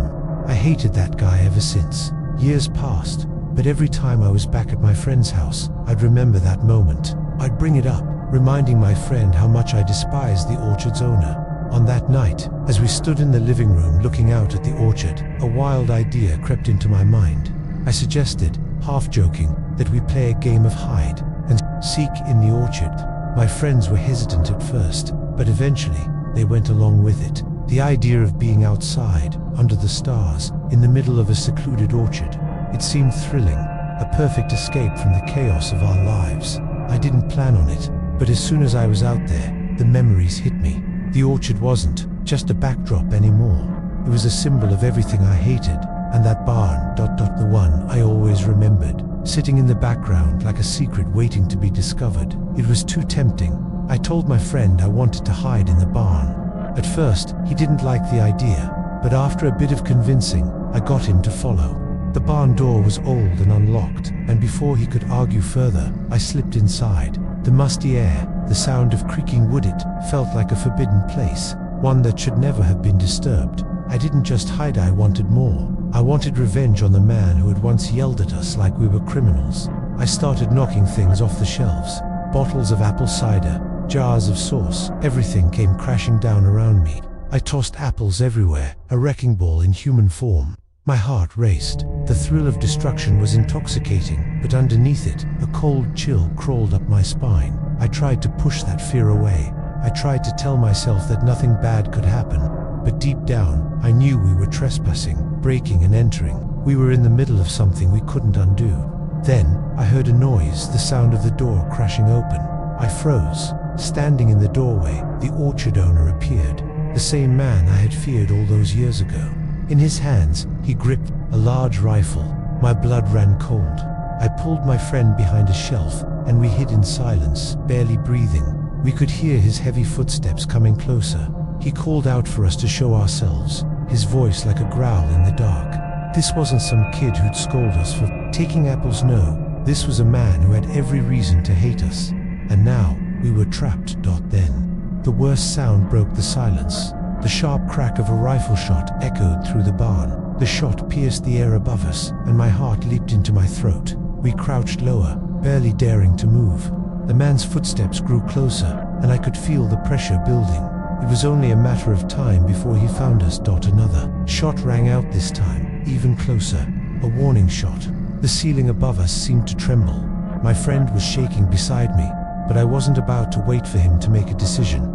I grabbed his arm and pulled him toward the back door. I pushed it open, and we ran, sprinting like our lives depended on it, because they did. We darted between the rows of trees, trying to lose him in the maze of apple trunks.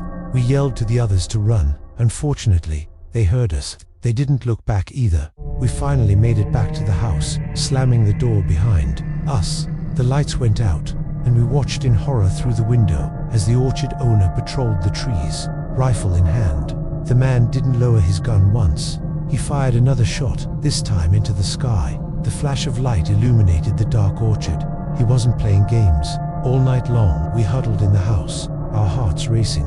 He was out there, waiting, watching. We could hear the faint sound of his steps, the faint rustle of the trees. As he moved through them, none of us dared to go outside again. When dawn finally came, I couldn't leave fast enough. As I drove by the orchard, I saw 2 cop cars parked at the entrance. The orchard owner was talking to the officers, his face hard and unforgiving. I felt sick to my stomach, guilt crushing me. But I never stopped. I never went back to that house, never apologized. That was the last time I saw the orchard. But the fear of that man, of being hunted by someone who was willing to go to any lengths to protect what he owned, that stayed with me. And sometimes, when I think back to that night, I can still hear the echo of his voice in the trees, calling out for us. It's a sound that still haunts me to this day. Story number 17. The list of doom. It all started on April Fool's Day, 2018. I never thought the day would mark the beginning of the most horrifying chapter of my life. I had just landed a job at a warehouse in my hometown. Honestly, I wasn't expecting much from it. All I wanted was to work, get paid, and go home to my kids. It wasn't the hardest job, and the pay was decent. It seemed like the perfect way to stay afloat. I worked second shift for about 5 months before transitioning to days. During the second shift, I mostly kept to myself. That was until I met JF. He was a guy from one of the production lines, and we got talking one day about gaming. It was a harmless conversation at first, and after work, he popped up on my Facebook friend suggestions. Odd, but I added him. That was the beginning. Soon, we started chatting more at work, and he suggested we hang out. So we did. It became a regular thing. Me, him, and his partner.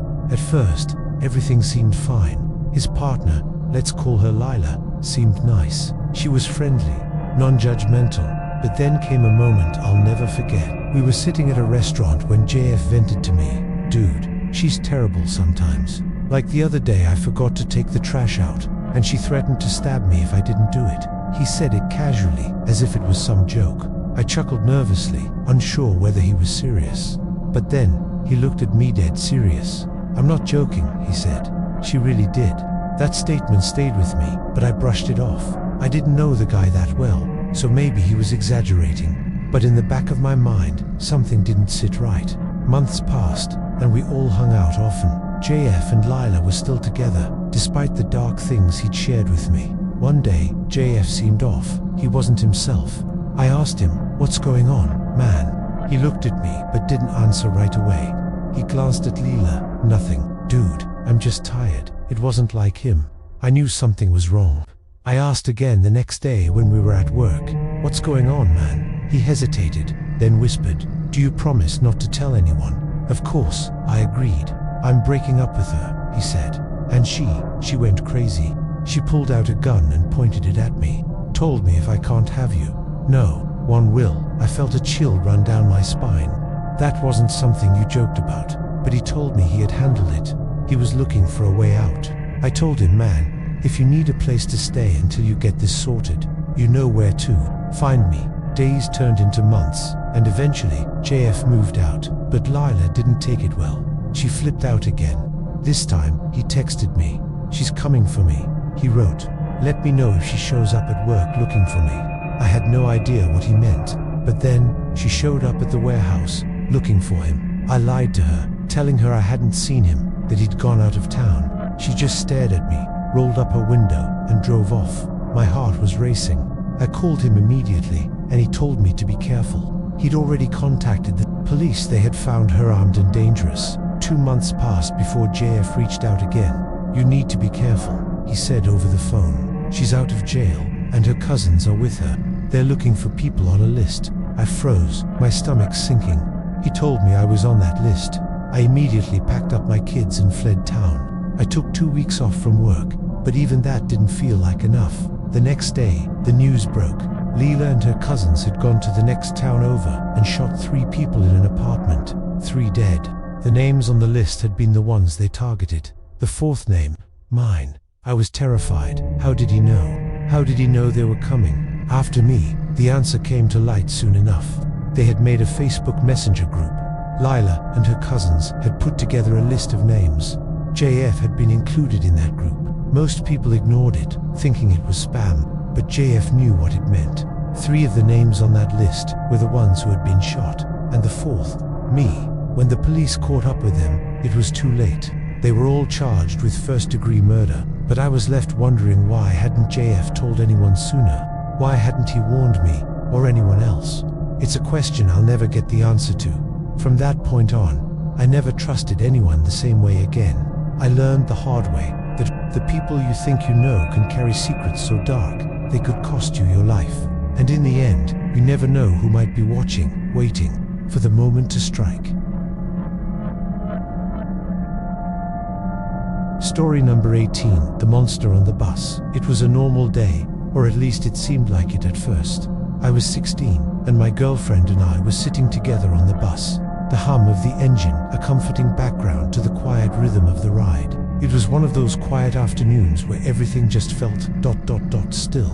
We were simply listening to music, working on some homework. My arm rested casually over the back of her seat.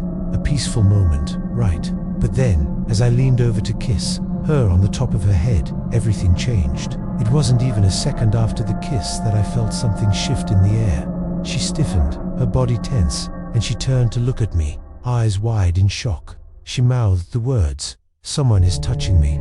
I froze, my stomach dropped. I whipped around in my seat, my eyes scanning the bus. That's when I saw him, an old man, grinning to himself, his hand inching closer to my girlfriend. He was stroking the back of her neck, his fingers moving in slow, disgusting circles. I stood up, immediately, my voice rising with fury. "What do you think you're doing?" I shouted. His smile didn't fade. He just looked up at me, calm as ever. "Aren't you 2 sisters?" he asked, his voice too casual, too calm for the situation. "No," I yelled back. "No, you disgusting creep." But he didn't flinch. He didn't seem to care. "Ah, that's a shame," he murmured, his voice dripping with malicious intent. "I wanted to see you to kiss. I wanted to scream, to punch him in the face. but the bus was packed. We couldn't move without losing our seat. He had cornered us in this steel trap, his presence pressing in like a vice. I had to think. I had to do something. Then, just as I sat back down, trying to keep my composure, I felt it again. His hand this time creeping under my arm, his fingers twirling her hair slowly, deliberately. I snapped. I stood up again, fury blazing in my chest. "What the hell is wrong with you?" I yelled, but he just laughed. That sickening laugh. "Come on," he said. "I just want to see a little kiss. Kiss her for daddy." I felt like my skin was crawling, my heart racing, but before I could react further, I saw him reaching forward again. This time, I didn't hesitate. I stormed to the front of the bus, pushing my way through the crowd of passengers. When I got to the front, I was almost shaking. I grabbed the bus driver's attention. It was Uncle Pat, a big Hawaiian man who had driven this route for years. He knew us. He knew how often we took this bus, how much we relied on it. "Uncle Pat," I gasped, breathless. "There's a man on the bus. He's touching us." Without a word, Uncle Pat's face turned stone cold. He slammed his foot on the gas, the bus lurching forward with speed. The engine roared as we left the freeway. The next stop wasn't far. When we arrived, Uncle Pat pulled the bus over sharply, almost as if the world itself was pushing back against the horror that had just happened. With a loud screech, the back doors of the bus flew open. Uncle Pat stood up, his presence looming over the bus like a protector. He announced to the entire bus, "Everyone, clear a path." Everyone moved, fear creeping into their eyes as they watched him march to the back. "Is that him?" Uncle Pat asked, his voice low and dangerous. I nodded so hard my neck almost snapped, and my girlfriend nodded too, barely able to speak. Uncle Pat grabbed the old man by the arm with terrifying strength. "You're coming with me," he growled, and he dragged the creep off the bus. The man didn't say a word. When the doors slammed shut, Uncle Pat's voice rang out in the quiet bus. "If I wasn't on the clock, I'd make sure every one of those fingers was broken. Do you understand me?" His voice was like thunder. "No one in this world is going to defend a sick monster like you, preying on innocent kids." Then he leaned in closer, his voice dropping to a deadly whisper. "You remember me? You remember how small and alone you feel right now? And when you're lying in bed at night, wondering what's going to happen to you, ... you pray that I never see you again. Because I'm not done with you, not by a long shot." The bus was silent after that. The air felt thick with the weight of his words. The passengers were too afraid to speak, but they all knew he was right. Uncle Pat turned to us with a smile and nodded. "You're safe now." We all clapped as he made his way back to his seat. The bus was quieter after that, but there was a sense of calm, of something solid grounding us all. The next day, we brought Uncle Pat lunch as a thank you. We didn't see that old man again, but we did see him once more through the bus window.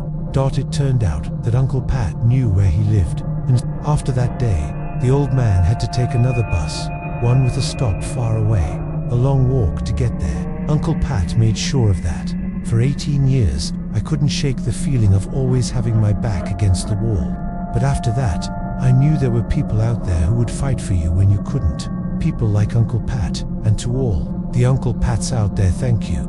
Thank you for protecting us, for scaring the monsters away when we can't.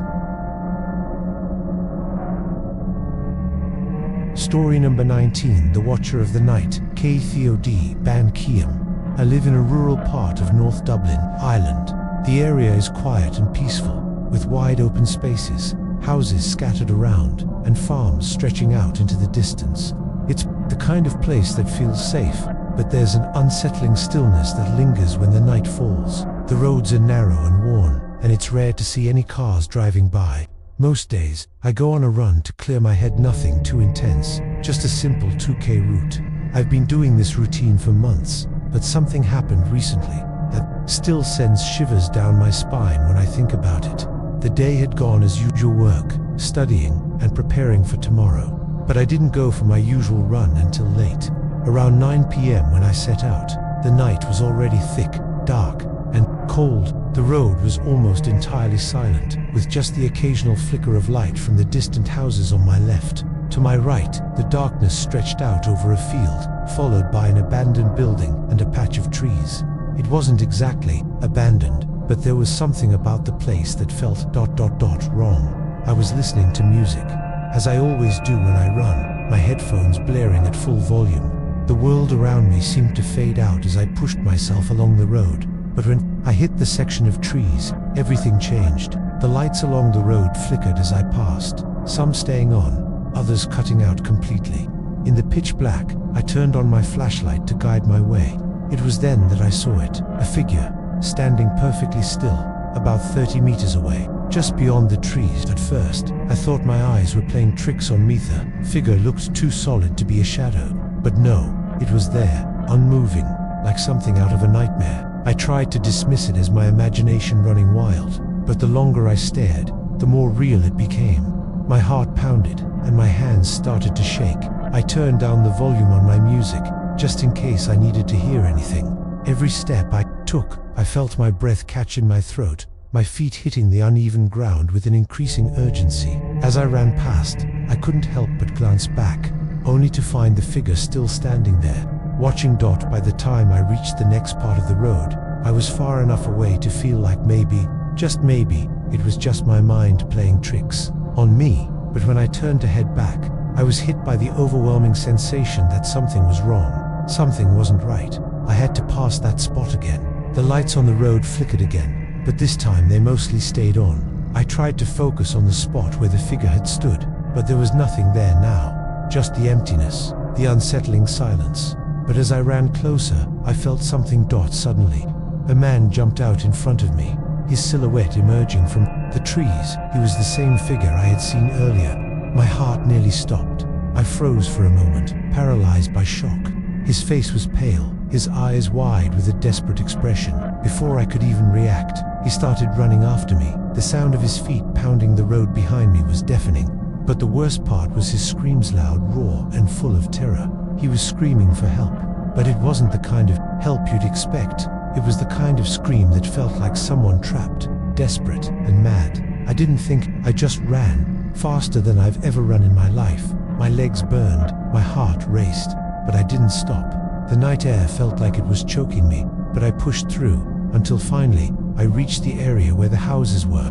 Someone heard me, screaming, and they rushed out to check if I was okay. I stopped, gasping for air. But when I turned to look behind me, the man was gone. The stranger who helped me offered to give me a lift home, and I accepted without hesitation. I was terrified, shaking uncontrollably. When I got home, I locked all the doors, double-checked the windows, and just sat there, waiting for my parents to come back. They had gone out for the evening, leaving me home alone. When they returned, I didn't tell them what had happened. I didn't want to scare them, but I couldn't shake the feeling that I wasn't alone. I haven't gone out for a run since. The fear is still too real, and I can't stop thinking about that man. About what would have happened if I had been too tired to run, or if I hadn't turned down my music when I did. I don't know if I'll ever get an answer, but something tells me the darkness in those trees still holds secrets, and I can't shake the feeling that they're watching me. Story number 20, Silent Screams. I had always lived a chaotic life. My mum died when I was just 10, and from that moment on, my world was turned upside down. I was 13 when my dad's drinking spiraled out of control. My older brother, at 16, was often out with his friends, leaving me alone to deal with things. My dad, always drunk, never really noticed if I was home or not. I had free rein, no rules, no boundaries. The house was a constant blur of strangers, alcoholics, drug users, people my dad would invite in without a second thought. I remember many nights coming home to find him passed out on the couch, surrounded by random strangers, all of them oblivious to my presence as I quietly slipped past them and into my room. One night, I came home late, like I often did, from hanging out with friends. It was the early hours of the morning, and the house was eerily silent. I walked through the living room, heading upstairs to my room, trying not to disturb my dad. But something felt off. My dad was slumped in an armchair, deeply asleep, but there was another figure sitting across from him. A man, probably in his mid-50s, someone I had never seen before. He looked at Mia's gaze. It was unsettling, cold, and calculating. He smiled at me, and there was something about his smile that made my skin crawl. He tried to start a conversation, but I wasn't interested. I just wanted to get to my room. I hurried downstairs, changing into my pajamas, trying to shake the unease that had settled over me. I was about to use the bathroom when I heard his voice calling out to me from the living room. "You look nice in those pajamas," he said, his smile never leaving his face. It was then that I knew something was terribly wrong. I ran back upstairs, slammed my bedroom door shut, and locked it behind me. But I could hear him, his footsteps creeping closer, followed by a soft knock on my door. "Come on, don't be rude. Open the door," he called, his voice sickly sweet, to calm, to smooth. My heart was pounding in my chest, and I was paralyzed. With fear, I knew instinctively that I was in danger, that this man had no good intentions. I quickly moved my bed to block the door, praying it would be enough to keep him out. But the knocking continued, and then came the sound of him pressing against the door, pushing, testing, trying to break through. "Let me in. Let me in. You're being rude." His voice cracked through the door like a whisper of poison. I could feel the tension in the air. My bedroom, once my safe space, now felt like a trap. In a desperate panic, I opened the window, and without thinking, I screamed at the top of my lungs, "Help! Help! Please!" I screamed until my throat burned, my voice raw, but I didn't care. I needed someone, anyone, to hear me. The next thing I knew, I heard a voice from outside. My neighbor, someone I barely knew, had heard my cries and rushed over. He must have thought something had happened to my dad, considering his drinking habits. He knocked on the door, calling out to me in a voice I recognized, a voice that promised safety, a voice I could trust. But I was so shaken, so terrified, that even hearing that voice didn't calm me. I huddled in the corner of my room, my body trembling with fear. Tears streamed down my face as I tried to explain through sobs what had just happened. My neighbor, not knowing exactly what he was walking into, pushed open the door. The weight of my bed wasn't enough to keep it shut. He entered, and his presence felt like a lifeline, his arms around me, holding me as I broke down. He checked to make sure I wasn't hurt, that I was safe. The man, the one who had been lurking in the shadows, was gone. But I knew that he would be back. My dad was too drunk to protect me, and there was no way I could tell him the truth. That night, things changed. It wasn't just the fear that haunted MIT, was the realization that I couldn't keep living this way. The social services were called, and that was the night my life would never be the same again. I ended up in the care system, and the man who had tried to get into my room never came back. But the terror, the chilling feeling of being watched, stayed with me forever. Story number 2. One of the unsettling encounters in the woods for the past 3 years. I've been hiking on the same wooded trail near my house. It's my favorite place, nestled in nature, with beautiful waterfalls and meadows. But over the years, there have been several encounters that still make my blood run cold. Thankfully, I'm never alone on these hikes. My 90-pound Burmese Baker always accompanies me. He's the sweetest, most loyal dog, but he's also fiercely protective. When something's off. My first unsettling encounter happened in the winter, 3 years ago. I was walking uphill, enjoying the solitude, when suddenly Baker growled a deep guttural growl I'd never heard before. His body stiffened as I looked around, and that's when I saw him, a man, standing in the shadow of the trees, watching us. The moment I noticed him, he started walking toward us slowly, his head obscured by a hood. I greeted him, like I always do with fellow hikers, but he didn't respond. I tried to brush it off, but something felt wrong. I decided to turn back. As soon as I did, I realized something even more unsettling. He had turned around too, right there, on a hill, in the middle of the trail. It wasn't a place to turn around, yet he did it without hesitation. When I made eye contact, he stepped off the trail and into the woods, hugging a tree. Staring out over the valley. At the time, I convinced myself it was nothing, but that gut feeling lingered. A year later, Baker and I were back on the trail. It was the same time of year, and again, he started growling low and fierce, unlike his usual excitement when he meets others. And there he was, standing in the shadows again, the same man. This time though, he didn't seem scared. In fact, it looked like he was waiting for us. It didn't make sense. Why would he be standing so far off the trail, just waiting? We crossed a bridge, but when I turned round, there he was right behind us. I stopped, sitting down with Baker by my side, pretending to focus on my phone. I was trying to send a message, making it clear that I had seen him.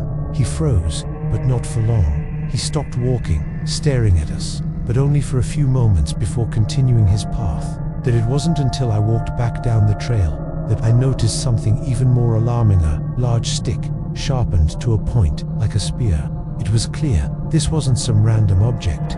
It had been placed there intentionally. Holding the spear, I walked back, watching my surroundings more carefully than ever before. At the time, I didn't think to report it. I thought maybe I was just overreacting, but the more I looked back, the more I realized that I should have trusted my instincts. A year passed, and winter came again. The snow was heavy, covering the trail, and I thought I'd return to my beloved spot. But this time, something was different, something darker. As I walked, I noticed trees along the trail that had snow sculpted into frowning faces. They were eerily lifelike, like they were mocking me. Baker began to growl again, low and menacing, but he wasn't looking at anything I could see. I felt the hair on the back of my neck stand up, and I turned around, leaving the trail without a second thought. It felt like I was being watched. I didn't report it, convincing myself it was all in my head. But a few months later, I came across something that made my stomach drop. A tree with the words, "I see you," written on it in chalk. My blood ran cold. I turned back immediately and reported it to the park rangers and police, but there was no follow-up. I felt helpless. To my surprise, when I shared the encounter in my hiking group on Facebook, several other women came forward with similar stories. One woman had been stalked by a man in a full snowsuit during the summer, while another woman had been followed all the way to her car, with the same man watching her from the trees at various points.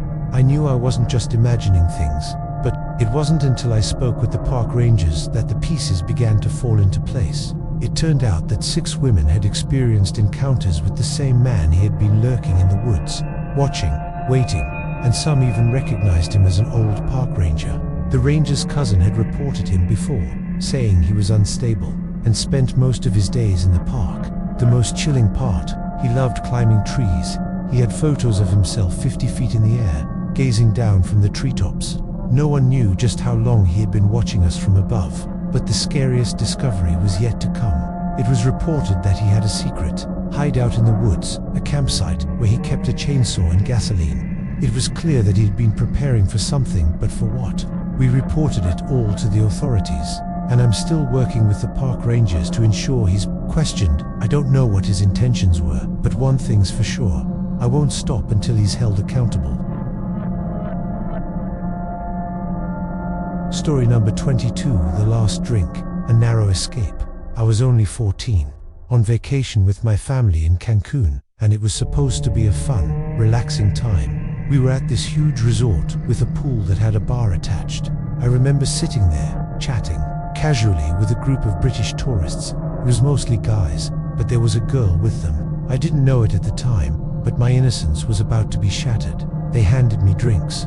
The legal drinking age was 18, but somehow they had an extra wristband, one they weren't going to use anymore. They said they were leaving the resort, and in a moment of reckless generosity, or so I thought, they passed it to me. They insisted I join them. Without a second thought, I took it. I didn't know what I was drinking at first, but with every drink they handed me, the world started to blur. My parents, strict as they were, had no idea. My dad was in the pool, talking to his friend, while my mum was off somewhere else. I was free, lost in the thrill of being grown up, and the drinks kept coming. Then, they started talking about one of the guys in their group. They said he was 15. They pushed me to talk to him, saying he liked me. At that age, I still believed in the innocence of it all.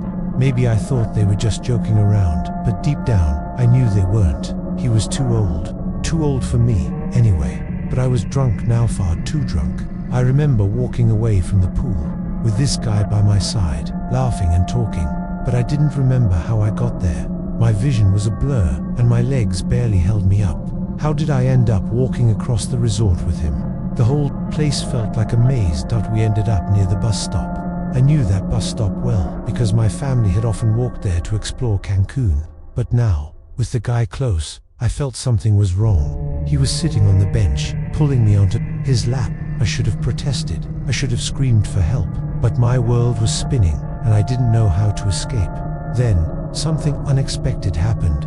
I threw up, right in his face. It wasn't just a little. It was like something out of a nightmare. It came out in violent, uncontrollable bursts, drenching him. I couldn't stop. I felt like I was being possessed. And just like that, the guy pulled away, disgusted, and I saw something I hadn't expected in his eye sphere. But we both stood up, and somehow we started walking back to the resort. I stumbled back to the pool area, covered in vomit. My parents were waiting for me. My mom was in a panic, her voice cutting through the air like a knife. The police were called. My parents were frantic, demanding to know what had happened. But at that moment, I couldn't even comprehend their anger. I couldn't understand why they were so furious. They were just worried about what could have happened if I hadn't thrown up, if I hadn't been able to escape. The guy, he was too old. He wasn't a teenager. He was a predator, and I had no idea. My mom didn't yell. She just stared at me, like she couldn't believe I was standing there in front of her. My dad, he didn't yell at me either. He was muttering curses in our native language. I couldn't focus on his words, but I could feel the anger radiating. From him, he wasn't mad at me. Not at all. He was angry at what had almost happened. It was only later that night, as I lay in bed, that I understood the terror, the guilt, the fear they had all been for me. But I hadn't understood it then. I was young, naive, and drunk. I had no idea the danger I'd been in. The next day, I was sober, completely sober, and for the first time, I realized how close I had come to something terrible happening. My parents were quieter than usual, and I could see in their eyes the fear they had been hiding, but they never told me the full story. They didn't need to. I just kept thinking, what if I hadn't thrown up? What if I had actually gone with him? Would I have even remembered what happened? I still don't know. Story number 23, The Midnight Encounter. It was late October, around midnight. 3 of my closest friends, Nate, Charles, and Jordan along with me, decided to meet up at a park near Jordan's neighborhood.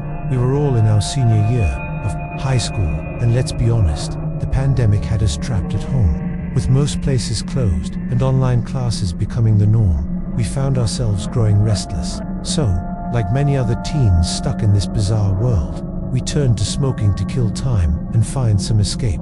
It wasn't the first time we'd done this. In fact, these hot boxing sessions had become somewhat of a ritual since the summer. But tonight was different. An hour after we finished our smoke session, we decided to take a drive. Jordan was behind the wheel, Nate sat in the passenger seat, and Charles and I were in the back. Yeah, we were kind of reckless, but we didn't care. The weed still had us in its grip, and as we drove through the dark, narrow streets, the eerie silence felt almost suffocating. We cracked the windows and decided to play some creepy Dead Space ambience music. We thought it would be funny, you know, just to mess around. We were driving through one of those semi-rural suburban neighborhoods, the kind where the houses are spaced far apart and the only light is from the occasional street lamp. Nothing but darkness beyond that. As we turned onto a two-way main road, I couldn't help but get that sinking feeling in my stomach.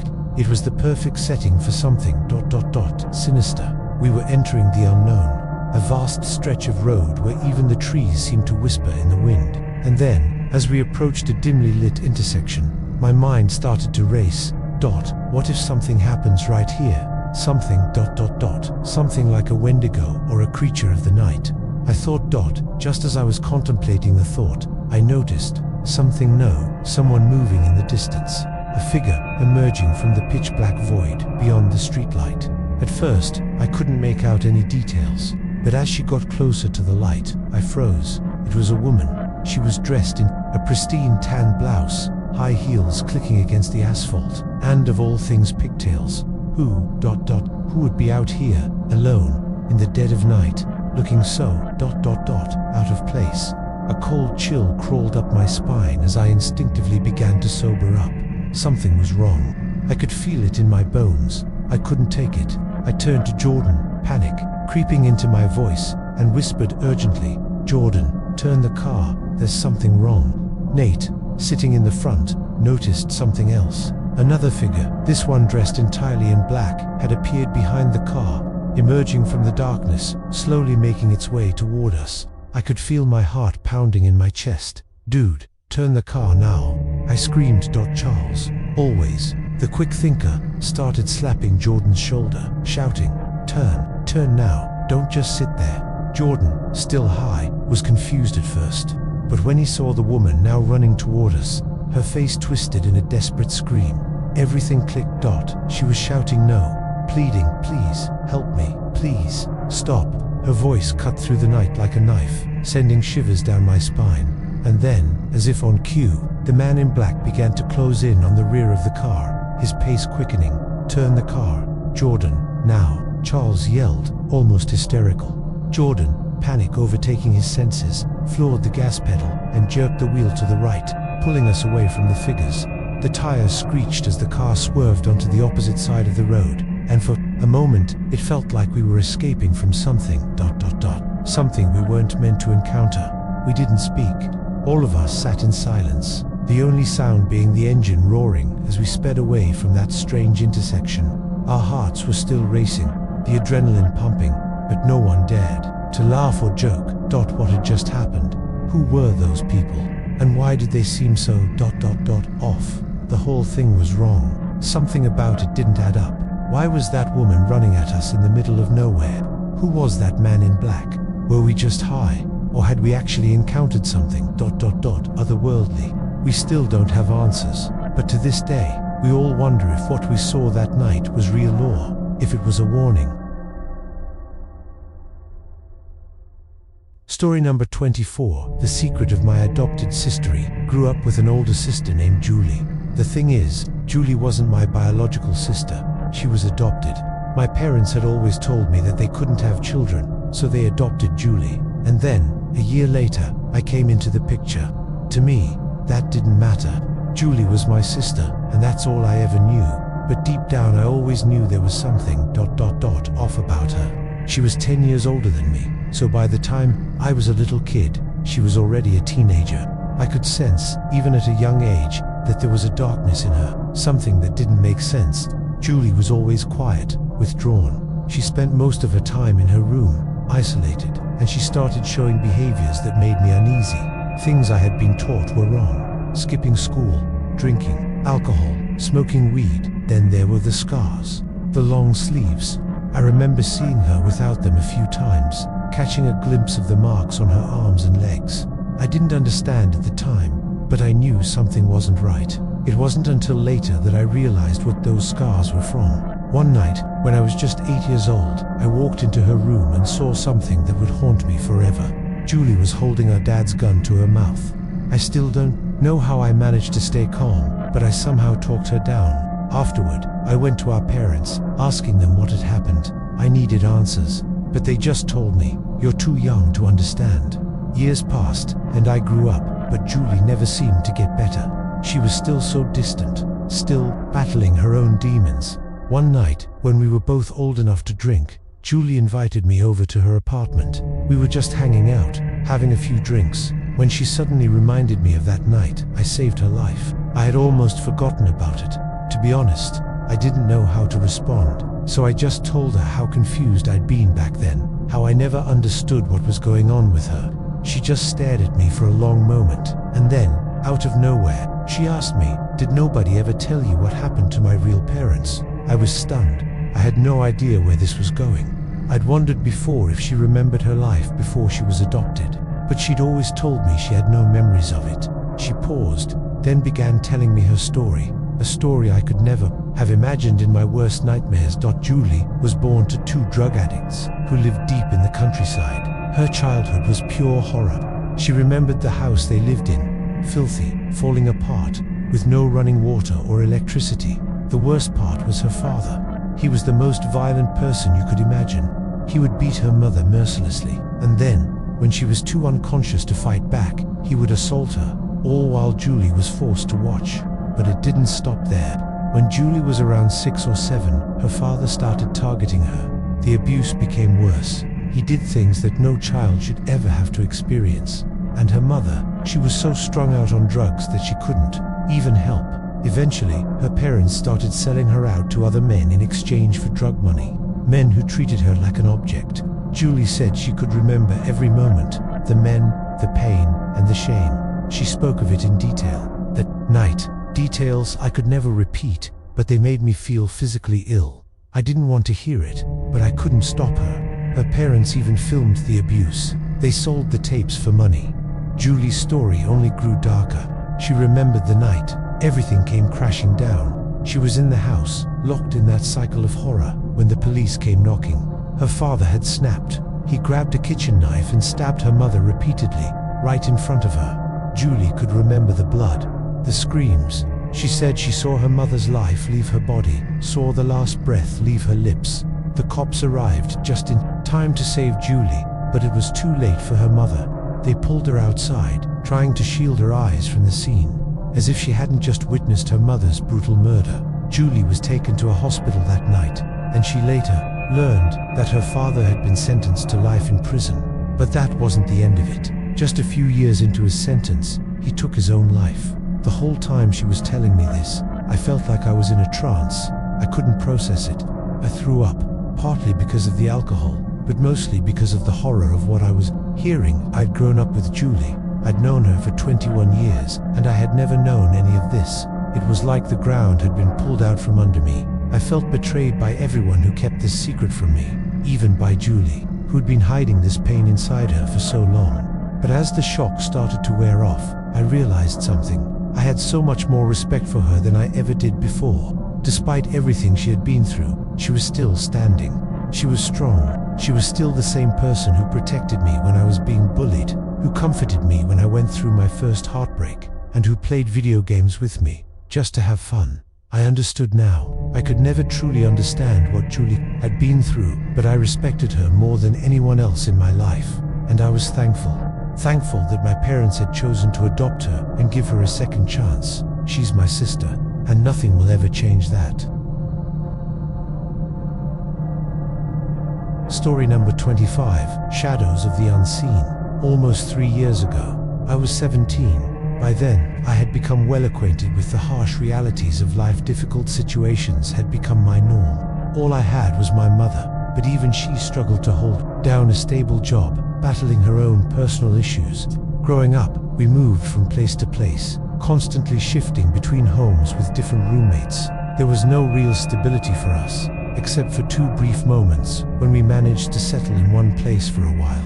But more often than not, we were forced to adapt to new environments, sometimes at a moment's notice. By the time I turned 17, we were faced with the terrifying possibility of homelessness again. I had grown accustomed to it, having spent more nights on the streets than I would ever want to admit.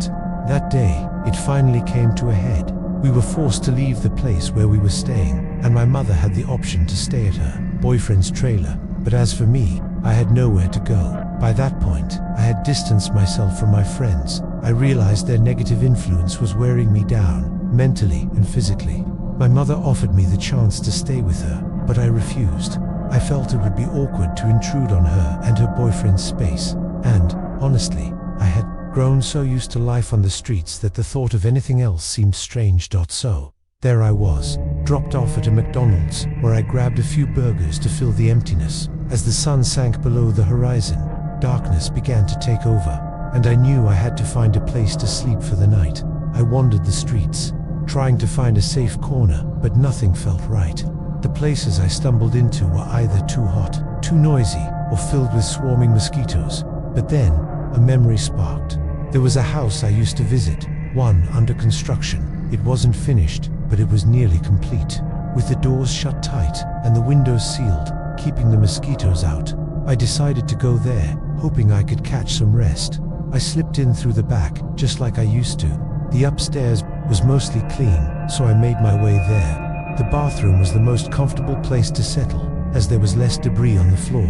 I lay down trying to sleep, but soon I started hearing noises from downstairs. At first, I dismissed them as the wind or maybe the door I had entered, swinging open and closed. But the sounds grew louder, and then they persisted. After an hour of tossing and turning, I couldn't stand it anymore. I got up and decided to sit on the back porch, hoping the fresh air would clear my head. I stepped out, phone in hand, fiddling with it for a few minutes. That's when something caught my eye. It was a movement. Just beyond the back door, to the left of where I was sitting, something shifted in the shadows. I turned to look, and time seemed to freeze. For a moment, I thought I was seeing things, but no, there was a figure. A man, hidden in darkness, peering past the wall at me. His lower half was obscured, and I could only make out his upper body. He leaned slightly to the left, as if trying to remain hidden from view. His shape was a pure black silhouette, featureless, no eyes or defining marks. I couldn't look away. I stared at him, and it felt like hours passed. The silence was deafening. He didn't move, didn't make a sound. At first, I thought maybe he was just another homeless person like me, looking for shelter. But his stillness unsettled me. What struck me the most was the way he was staring at me. It was as if he was studying me, watching me in a way that felt completely unnatural. I got up, grabbed my bike, and left the house as quickly as I could. But as I walked out of the backyard, I glanced back at the window. The moonlight was just bright enough to reveal him still standing there, watching me leave. I could see the top of his head, a glimpse of his left eye. His face was still hidden, in shadow. Panic rose in my chest as I hurried away. I reached the front of the house, peering inside one last time. The house was empty. The man was gone. But something told me he hadn't left. I jumped on my bike and rode away, my heart pounding. I couldn't shake the feeling that he was still watching me, even as I left. I couldn't sleep at all that night. I tried 2 more spots, but every time, I felt like I wasn't alone. Something was following me, lingering in the dark. The encounter with the man in that house stayed with me for a long time. I never went back to that place, and to this day, I wonder, who was he? What was he doing there, hiding in the shadows? Did he simply want shelter, like I did? Or did he have other intentions? I'll never know. But that night, I learned one thing. Never again would I enter a house like that, alone, in the dark. Story number 26, The Watcher in the Shadows. It was just another quiet afternoon, when I decided to help clean up the lot next to my house. The homeless encampments had finally cleared out, but the mess they left behind still lingered. I was sorting through the debris when a city worker appeared out of nowhere, walking straight toward me with a determined look. He didn't waste any time. He thanked me profusely for the help and seemed almost overly appreciative. I pointed him to the lady who had organized the cleanup effort. She had been the one who arranged the pickup time for the bags, not me. The worker nodded and went over to her, arranging everything, but then he came back to me, his eyes lingering a bit too long. "You're my neighbor, right?" he asked, his voice low, like he was trying to confirm something. He then mentioned that he lived in the illegal apartment, visible from my backyard. I had seen it before, but I had never really thought much of it. He said he'd noticed me around for some time. The weird part, the other neighbors who were around, the ones I barely knew, began listening closely. They were quick to point out their houses and where they would leave the bags. They seemed unusually invested in the conversation. One of them, who'd been living in the neighborhood for years, pointed out exactly where they'd put their trash, almost like they were marking their territory. The next day, the bags were still there. They hadn't been picked up, and people started rummaging through them, making the mess even worse. Fortunately, the city did show up the following day to clean everything up during the regular pickup. But what happened next? That's where things took a strange turn. The same city worker showed up at my door. His tone was different now, like he was trying to explain something. He mentioned how the community organizer, who wasn't meaning to call the city for a pickup, but, according to him, he had already handled it, and it would be taken care of. There was something in his eyes, something unsettling, as he spoke. It was almost as if he was justifying his presence, like he was looking for an excuse to come over to talk to me. When he turned to leave, I started talking to my landlord, who was doing repairs on the house next door, but the worker didn't leave. He stood there, lingering on the sidewalk, just staring at us. It felt wrong. The whole thing felt wrong. And then, the most chilling part, the neighbors began to notice him too. It wasn't just me feeling the tension. They started whispering among themselves, exchanging looks. The more I thought about it, the more I realized how much he had been watching, how much he knew, and what unsettled me the most. The realization that maybe he wasn't just there to help. Maybe he had been watching all along, keeping an eye on me, on all of us. I couldn't help but feel a strange compulsion to change. Maybe it was the way he watched me, the way he lingered. Maybe it was the unnerving way the neighbors had reacted. But now, I can't help but think, is it safer to cover up, to blend in, or is it already too late? Story number 27, The Silent Stare. I had been going to Planet Fitness every other day for months, getting into a steady routine. One worker, in particular, always caught my attention. He was the one cleaning the floors and the massage chair rooms, and I thought nothing of it at first. I didn't pay much attention to him, just another employee doing his job. But something changed on one of those days. It was a regular session, me on the treadmill, running my usual pace. But then, as I glanced to the side, I saw him. He was cleaning the treadmills, starting from the bottom of the machines, bending down so low that it felt almost unnatural. At first, I thought it was just part of his job, but then he got closer. He was 5 treadmills away from me at first, so I didn't think much of it. But as he moved down the row, I noticed him doing something strange. He wasn't just cleaning the machine, he was getting closer, bending over in a way that felt deliberate. He wasn't rushing, no, he took his time, especially when he reached my treadmill.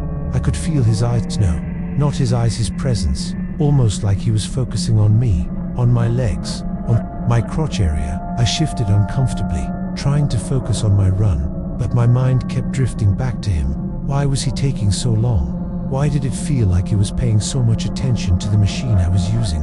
It was unsettling. I looked around, trying to see if anyone else was noticing. But no, it was just me. The old lady on the treadmill ahead of me. She didn't get this kind of treatment. The man 2 machines down from me. Same thing. He wasn't getting the attention I was getting. But when the worker reached the treadmill on my left empty, thank God, it was as if everything shifted. He didn't just clean the surface. No, he went on his hands and knees, scrubbing the entire thing with a level of intensity that was far beyond what was necessary. It was as if he was looking for something, lingering on the machine longer than anyone would ever need to. His movements were slow, deliberate, like he was savoring the act. But that wasn't all. I watched him finish cleaning the treadmill. But instead of moving on, he stood there, staring at the row of machines. His eyes they lingered.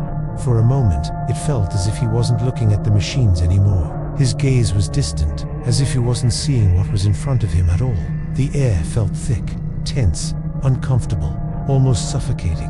When he finally moved on, cleaning the next row, he didn't do the same thing. No, he didn't kneel. He didn't take as much time. Something felt wrong. I couldn't shake the feeling. Had he been staring at me? Was it just my imagination? Was this some twisted game he was playing? As I tried to shake the thought, I couldn't help but wonder, had I been overthinking it? Or had something more sinister been at play? Something in the air felt off. Something about that worker wasn't right. But maybe, just maybe, I wasn't the only one who noticed something strange happening in that gym. Well, today's story has come to an end, but did those mysterious events really finish? Be careful, for the darkness might still linger somewhere out there. Don't forget to subscribe to the channel to follow more terrifying ghost stories. Sleep well, if you dare.